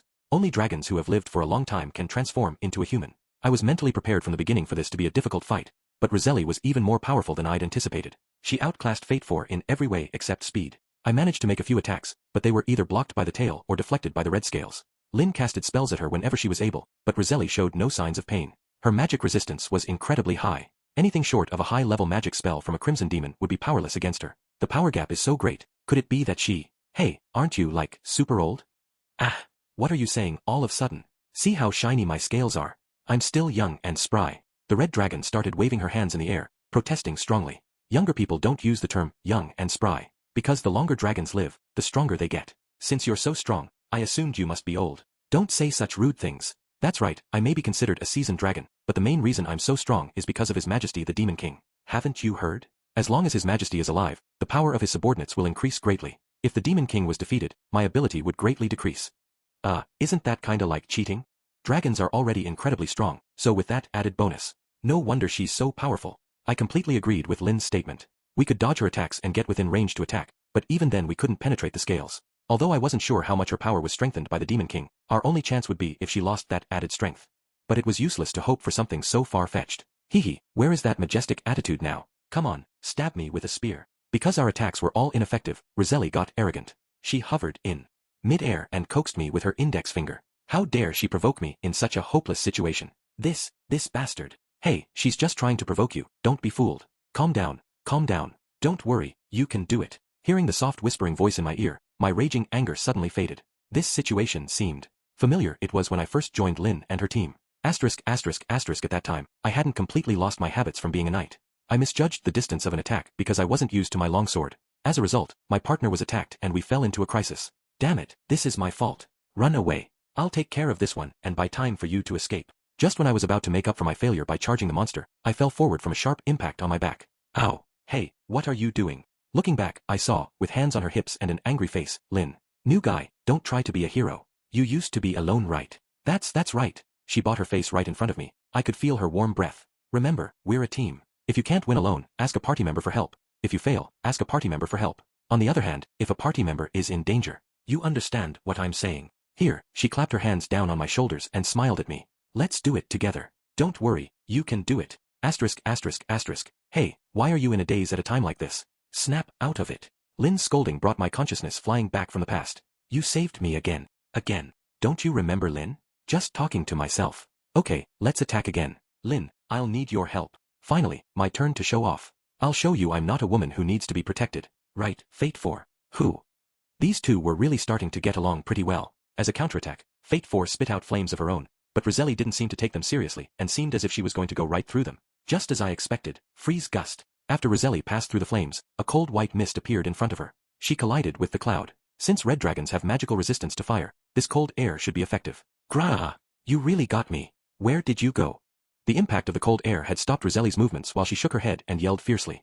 We took this opportunity to move to a higher position than her. What's with that reaction just now? Cold may be her weakness, but her reaction was exaggerated. She may be trying to deliberately draw us in by making it seem like she was weakened. Although I remained skeptical, she seemed really uncomfortable. What? That's strange. The magic worked. The caster herself was also taken aback. We could see the red dragon looking around in panic below us, and it seemed every movement was much slower than before. Did the cold drop her body temperature? I don't think so. It seems that her overall state was worse than before, so our magic may have begun to work. Deterioration means it was impossible. Perhaps it was. Have you succeeded?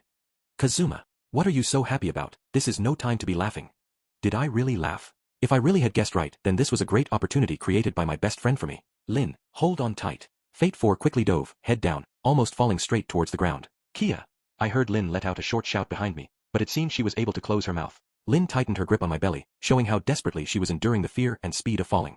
Although the wind blasted against my face, I kept my eyes open and stared at a certain point on the red dragon's back. The only scale on a dragon that grows upside down, the Gyaku, inverse, scale, is the weak spot of any dragon. I brought my spear down with all my might on that scale. The spear penetrated deeply into the dragon's body. Roselli immediately lost her strength and fell to the ground. Both the adventurers and the Demon King's army saw the dust and smoke from the impact of Roselli slamming into the ground. After realizing that their commander had been defeated, the monsters began to retreat one after another. After confirming that the crisis was resolved, we chose to land in a place hidden from the battlefield. I carried Fate 4, who was back in human form, back to the front gate where my party and the other adventurers were waiting. Part 4, hey, are you guys alright? I waved my hands and ran towards the group of adventurers. Although everyone was sitting on the ground exhausted, most likely from the sense of accomplishment from protecting the town, they seemed to be in good moods. Well, at least they were before seeing me. They all frowned or gaped at me. You ran away again at the last moment. How dare you show your face here? The enemy weakened all of a sudden, so we managed to make it through somehow, but we had a really hard time with it, you know? Even the enemies here have weakened. Kazuma, you really succeeded. You always show up only once the situation is safe. Dust, you trash, scum, evil devil. You're trembling, even though you were hiding somewhere safe, you're still afraid? Seeing that the group was alright made me happy, but they continued to curse at me. They had no idea how much work I put in behind their backs. I'm trembling because I'm so angry with you. Who are you calling afraid, huh? You don't know how much I've contributed secretly. Taylor, Keith, tell them of my heroic deeds. I threw the topic to my two party members, but they just shared a look and sighed deeply. Yes, you really worked hard. Yeah, you did great, okay?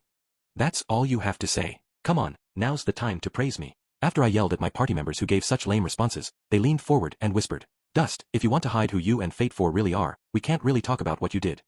Yeah, to praise you while hiding that is impossible. When I heard that, I was speechless. To proclaim my heroic deeds, I would have to reveal my true identity. I certainly don't want outsiders to know the Dragon Knight's past, but protecting Fate 4 is much more important. The white dragon is a rare and valuable species. If her identity was exposed, she would definitely be targeted by thieves. Putting Fate 4 first, I decided to swallow my pride. Don't lower your head, tell us what you did now. That's right, even though they had no right to say these things, I had to endure it. Don't go silent because you can't think of a reasonable excuse. You're usually so talkative, but now you shut up. Coward. Patience. That's why women don't like you. Of course, your attitude is probably why you're still a virgin. Who are you calling a virgin? You're all a bunch of nasty bastards. Well, you've all been tricked into this war. All you women who thought you could go confess your feelings to Kazuma and leech off of his success for life, I got you. That was just a rumor I started. Idiots, morons, you fickle women deserve to be tricked. Now you can come crawling back to all us men with bad attitudes. Oh, and as for you guys, I also lied about all those teasing dreams. How does it feel to have been horny because of a plan that I made? Ah ha ha ha ha ha. That felt great. After I had said everything I wanted to say, I felt much better. After my counterattack, everyone was stunned speechless. Humph, why are you still gaping at me? Hey, wait, we already beat the Demon King's army, so stop pulling out your weapons. A celebration is no place for violence. Everyone drew their weapons and began to inch closer to me. Wait, I was wrong. I'll reflect on it. Can't we talk about this? I'm against violence. How about we all get a drink? With my furious pleading, everyone seemed to calm down a bit. They stopped, put down their weapons, and heaved a collective sigh. You're just like Kazuma, your only gift is annoying others. Hey, don't confuse me with him. Kazuma does it unconsciously, I did it on purpose.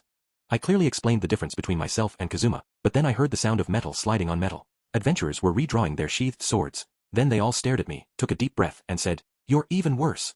Epilogue. Several hours have passed since the siege of Axel. Despite facing down such a huge battle, the town was filled with the usual hustle and bustle. Even the severely injured have been healed by the priests and were now happily reveling in the celebratory banquet. If this town has something that could be called its style, this was definitely it. If there's one thing that concerns me, though, it'd be a certain strange rumor that started circulating throughout the adventures. I swear, I saw two dragons fighting in the sky. A red dragon and a white dragon were fighting an epic battle. I'm not lying. I saw it too, and there was someone riding on the white dragon too. It must be the legendary Dragon Knight here to save us. A few adventurers were passionately talking about such tales to their friends, though the ones they were talking to seemed to just be giving them lip service and didn't seem convinced at all. It should all be forgotten in a few days.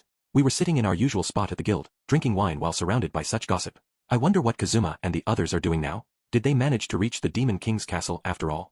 Taylor muttered under his breath to no one in particular. Kazuma said he only wanted to bring Aqua back, but if the past is any indication, he probably got caught up in something big and they all ended up getting involved to take down the Demon King. Keith speculated in between mouthfuls of beer and food. It's possible. Then, he'll probably fight the Demon King with underhanded tricks while complaining the whole way. If that's the case, Dust, do you think he has a chance of winning? Lin threw the topic to me, making me think for a while. Could Kazuma fight the Demon King? Well, in theory, he should have no chance of winning, but he always seems to find a way. We've taught him all our skills, and he has always had good luck. Despite saying that, I sincerely believed that Kazuma would be able to successfully defeat the Demon King. If my prediction was wrong and something unexpected happened, I could always help out and rescue him with Fate 4. Speaking of, what was my reliable partner doing? I looked over to see Fate 4 digging into a large meal in the form of a young girl. Well, she worked hard today, so she can eat as much as she wished. Kazuma needs to come back safely and return the precious sword that the hero used. Oh, right. If my best friend becomes the hero, the value of the sword I lent him would be worth a small fortune. I'll be able to live a leisurely life after I sell it. You don't have the slightest intention of selling it. Lin, did you say something? Not particularly. She was so happy just now, so why did her mood sour all of a sudden? I never understand women. If Kazuma defeats the Demon King, he'll become a legendary hero. It's kinda crazy to think about. True. If that happens, he'd become a completely unreachable existence for us. Keith and Taylor stared off into space with troubled looks. Ha, don't be ridiculous. If he really did defeat the Demon King, he'll just brag about it and get carried away until we get annoyed and start a big brawl. That's how it always goes. Kazuma definitely wouldn't change much. If he changed at all, he'd just be more obnoxiously confident. I tried to imagine that scene, but surprisingly, it didn't piss me off that much. It would still be annoying though. He might be involved in a battle to decide the fate of the world right now, but we are just casually drinking. The adventurers continued to drink in the guild throughout the day, getting gradually rowdier. We really did great this time. It's not like the Dullahan and the Destroyer when we had to rely on Kazuma. Yeah, this time we can finally hold our heads high and say, we won this battle.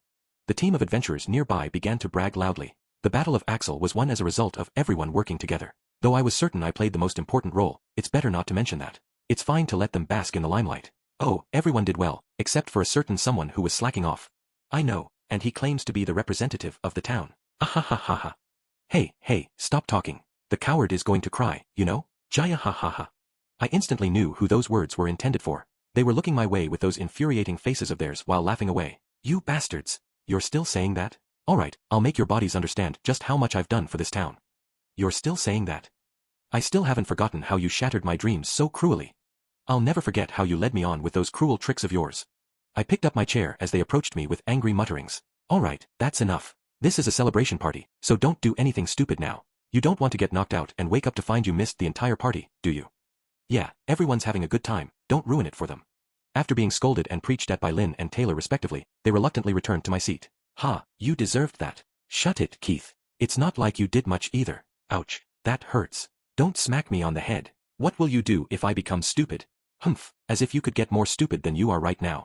I grumbled at Lin as she swung her wand, but she just snickered at me. It wasn't exactly the most lovable expression. I thought the distance between us had shortened a bit after all this, but here we were, back to our normal relationship. But my feelings for her remained the same. Is that what they mean by falling head over heels for someone? I slowly enjoyed my mug of beer while listening to Lin's nagging. After a rowdy and raucous party, Lin and I found ourselves alone in a square near the main gate. We were sitting on a bench staring up into the night sky. How did we end up like this? I said I was going outside to sober up, and Lin, her face flush, said she was coming with me and followed me out. So we walked casually in the middle of the night and made small talk. That's how we got here. What exactly was she planning here? I was trying to keep my cool while having a conversation, but I just can't get a read on Lin. Some people would have called this a good mood. However, I'm not proud of this, but I have absolutely no idea what to do in such a situation. Sexual harassment I'm used to, but this tender atmosphere was new and terrifying. I snuck a look at Lin, only to see her looking at me with innocent eyes and a flushed face. Ah, I see, this expression must mean she's asking for a kiss. That's right, that's it. If I didn't kiss her now, what kind of man would I be? I put a trembling hand on Lin's shoulder. Although she seemed a little surprised, she didn't resist. Seeing this, I closed my eyes. I want to finish what I couldn't before. This is going to work. As I slowly moved my face closer, the moment our lips would touch. No! Suddenly, a white object yelled and jumped out of a nearby bush. The thing slammed into my stomach hard. Gah! What's going? Fate 4. Ha! What are you doing here? The young girl was rubbing my stomach with her cheeks. Fate 4. Lin and I were dumbfounded at her sudden appearance. Hey, Dust is my master. Lin is bad. Grrrr. Fate 4 bared her teeth at Lin. You got it wrong, I'm not gonna take him away. Roar. Lin quickly tried to calm her down and held out her hand, but Fate 4 just got ready to bite the hand. This was the first time I'd seen her show anger in her human form. But thinking about it calmly, I couldn't really put her at fault. Calm down, Fate 4, it's nothing like that. But how did you get here anyway? Cheese and the others chased after Dust, so I followed them. I see. Cheese. Keith, you mean. He's over there. Fate 4 immediately answered and pointed to the bush where she'd come from. At that moment, I heard a rustle and couldn't help but notice the branches shaking. Okay, whoever's hiding there, come on out. After I shouted angrily into the bushes, the bush answered with a raspy meow. What the hell, it's just a cat. Okay Lin, squash it with magic. Right, I'll put it out of its misery. Lin walked around my right side with a wicked grin and pointed her wand at the bush. Stop. Don't do it, I'll come out right now. 3 figures rushed out of the bushes. Standing before us were Keith, smiling awkwardly, Taylor, scratching his head idly, and lowly Succubus, holding a notepad with a gleam in her eye. I tried to stop them, I'm sorry. I was really interested. It was a bit awkward, but that's alright, please continue. Just forget we're here and go all the way. We'll just come out and interrupt right before anything good happens. Only Taylor apologized, and the other 2 showed not even a sign of remorse. I couldn't make out what Keith said at the end, but that look on his face meant nothing good. What do you think I'm going to do after you completely ruined the mood? Right, Lin. Did it. I'm completely fine. If anything, maybe we should let them watch. This unexpected answer caused me to let out a cry in surprise. I looked to my left and saw Lin smiling at me. She closed her eyes like before and stood on her toes. Although I was uncomfortable with the gazes all around me, I couldn't leave Lin like that. At that moment, I made up my mind and brought my face close to hers. Mwahahaha. What a shame, it was actually moi.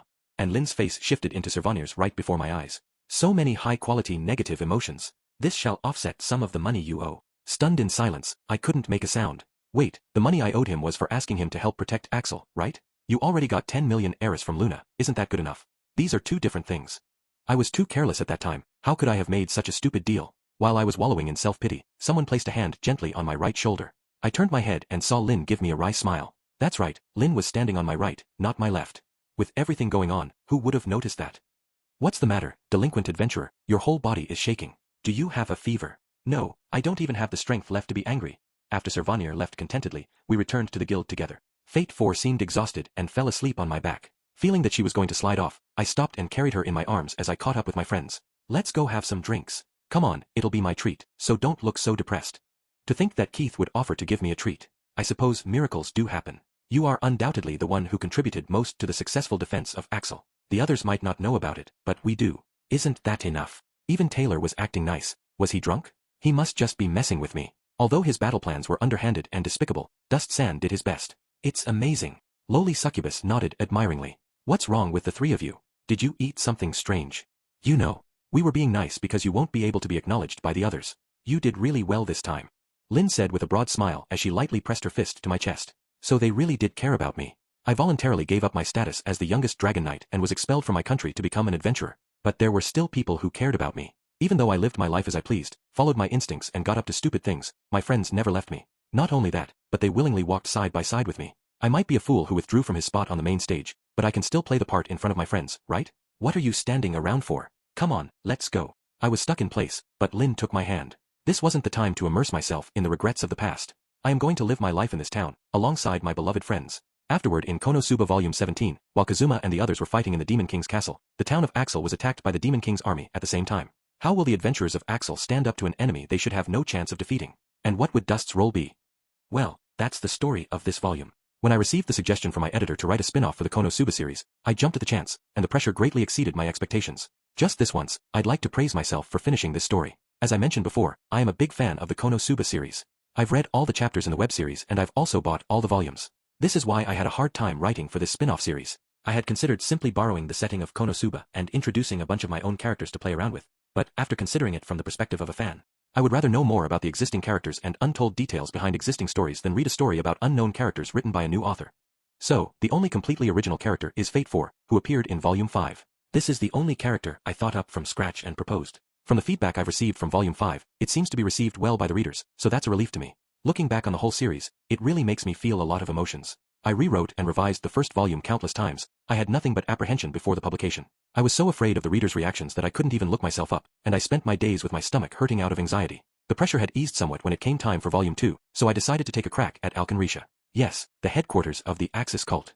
It was definitely a place I wanted to write about in a spin-off, but I didn't have the courage to do it with Volume 1. In the third volume, I decided to let Iris, one of the more popular characters from the main series, make an appearance. I've lost count of the number of times I read and reread Iris's dialogue scenes. If Iris didn't feel like Iris here, it would have been a big problem. It's with that in mind that I focused my efforts when I wrote that volume. Volume 4 is where Lowly Succubus took the center stage. In truth, the conversations between Dust and Lowly Succubus are very easy to write.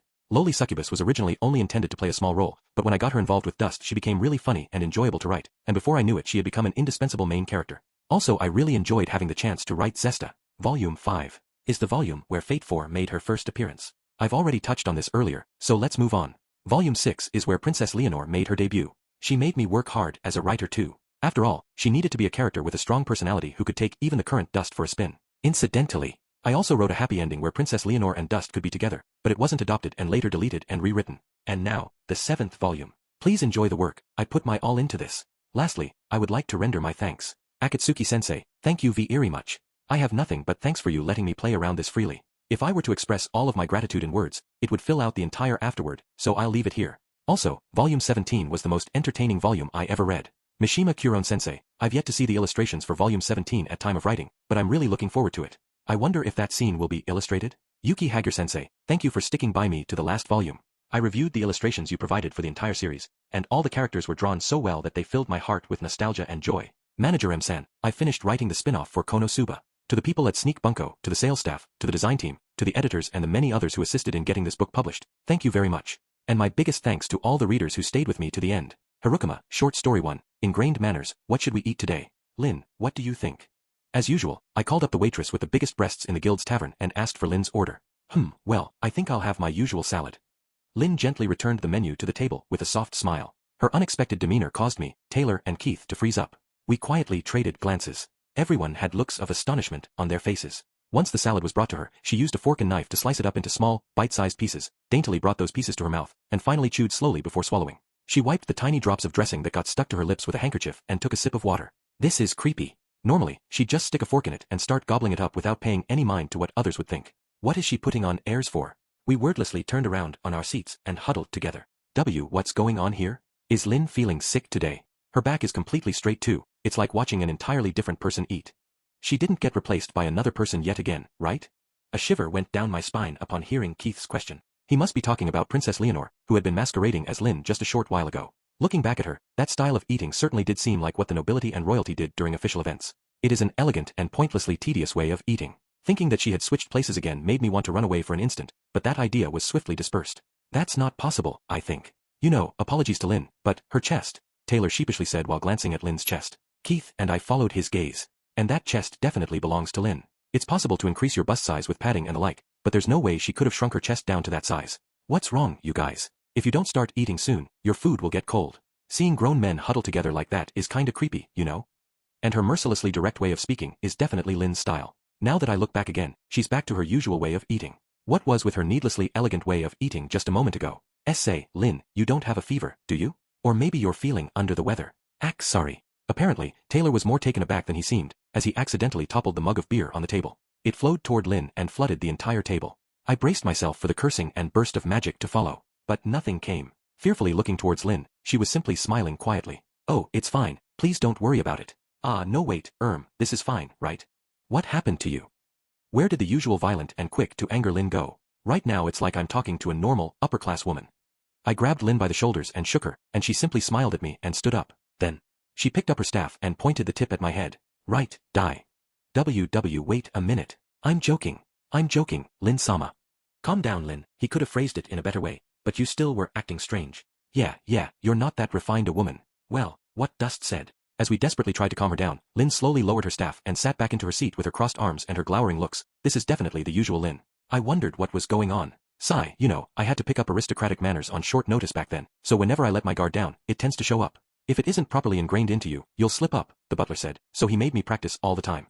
With an exasperated look on her face, Lin let out a huge sigh. Oh, that bearded butler, huh? He's been dealing with Princess Leonore's selfishness for more than a decade now. That butler was a big reason why that wild princess was able to put out an image of being a proper lady in front of others. With a butler like that in charge of her instruction, I suppose this isn't surprising. I also underwent a bit of training when I had to accompany the princess to a dinner party as her escort. Just thinking of how harsh that training was made me shudder. Lin, you've sure been through a lot. It's my treat today, just focus on resting your body and soul. I wiped my eyes and said those kind words. Lin, what happened to you over there? Don't tell me. After being captured by evil aristocrats and held hostage. Well, sorry for not realizing it sooner. You can take a break from questing for a while. We'll be able to manage on our own. Of course, we'll split the money with you evenly. The other two followed my lead and treated Lin with kindness. Aren't you letting your imaginations run wild? They didn't do anything to me. You said you'll treat me and all, but isn't that the money that I lent you? Cut it out already, don't give me those pitying looks. Lin tried her best to excuse herself, but we continued to treat her with kindness. Short story 2, the Axis cult. I'm thinking of joining the Axis cult. The pen rolled out of my hand and slipped onto the floor. I thought it was a bad joke at first, but looking up at her face, she seemed deadly serious. As I was writing down my dream request at the succubus shop that I frequented, lowly succubus said something completely outrageous. Are you feeling suicidal because you got caught and beaten up when you visited them to show a dream? Even if you want to die, that's a horrible way to go. There are better ways to go out. I'm not looking to die. A succubus joining the Axis cult is nothing short of suicide. You'd have a better chance of survival stripping naked and diving into a horde of monsters. Both the Axis cult and the Eris Church hate the undead and devils with a passion. If her true identity is revealed, she'll definitely be exterminated. Lowly succubus should be well aware of this fact. She's seen them in person and is deathly afraid of them, after all. Dust-san, do you know what the opposite of love is? Suddenly, lowly succubus said something incomprehensible again. She's completely out of it today. I know I should stay out of such a troublesome conversation with a woman in such a state, but I can't help but be curious about what she said earlier. I suppose I'll go along with her for a while. That'd be hate, obviously. Pfft, you don't get it at all. She proudly puffed out her chest and said, but what else could it be? Listen up, hating someone is the same thing as having great interest in someone. Your feelings are affected by them, after all. Indifference is not feeling anything for the other person at all. Haven't you experienced something similar before, Dust-san? When you aggressively tried to hit on someone, first they'd get angry with you, before eventually ignoring dash. Right, that's enough. That brings to mind more incidents than I can count. In other words, the worst response you could receive is indifference, not hate. When you put it that way, I can see what you mean. Still, what does that have to do with you joining the Axis cult? I don't see the link at all. The more I hear about this, the more confused I get. This morning, I went to Vanir-sama's store to give him my aid. But Vanir-sama ignored me. No matter what I did, he wouldn't give me a response, and just stood in a corner the whole time. Couldn't he just be in a bad mood? That's not it. She leaned over the table and pushed her teary face up towards mine. It's amazing how flat she looks even in this situation. Normally he would say something kind like, ugh, how annoying. Moi is busy right now, so if you have that much free time, go sweep the floors instead. That's kind. Even harsh words like that are a sign of love. I now understand what they mean when they say that a maiden in love is blind. So I thought about it, if I was going to be ignored, I would much rather be hated. And thinking about what Vanir-sama hates most, that could only be the Axis cult. It's true that Sir hates the Axis cult. The only thing he hates more is that Aqua girl. I don't think I've ever seen the two of them have an amiable chat before. That'll definitely make him hate you, but if things go badly you might end up getting vanquished, you know? That would be preferable to spending the rest of my life without receiving attention from the man I love. Eep. Scary. Looking at those bloodshot eyes, it doesn't seem like she's joking. If I let things go on as is, I get the feeling that she might actually become a pretty fanatical Axis cultist. Joining the Axis cult seems like something of a last resort, so let's try going back to Sir's place to check one more time before we resort to that. If he ignores me again, I'm signing up immediately. I dragged lowly succubus to the magic item shop. Sir was definitely standing in the store, with his back to the window. Just seeing his back doesn't tell me anything. He stood in that same spot since this morning, ignoring me. Well, let's head inside. I opened the door and entered, and lowly succubus followed me like she was trying to hide behind me. Oh, Dust-san. Ah, Succubus-chan is with you too. The technically owner of this store, Wiz, called out to us. Is Sir in a bad mood? He seems kinda silent. Normally Sir would at least offer us a word, even if it's barely veiled complaints. I can kinda see why lowly succubus would be so distraught. Even now he's simply staring at the wall in silence. Ah no, that's not Vanir-san, that's just a husk that Vanir-san has shed. He said something about leaving it here as a repellent against Aqua-sama before heading out to do some shopping.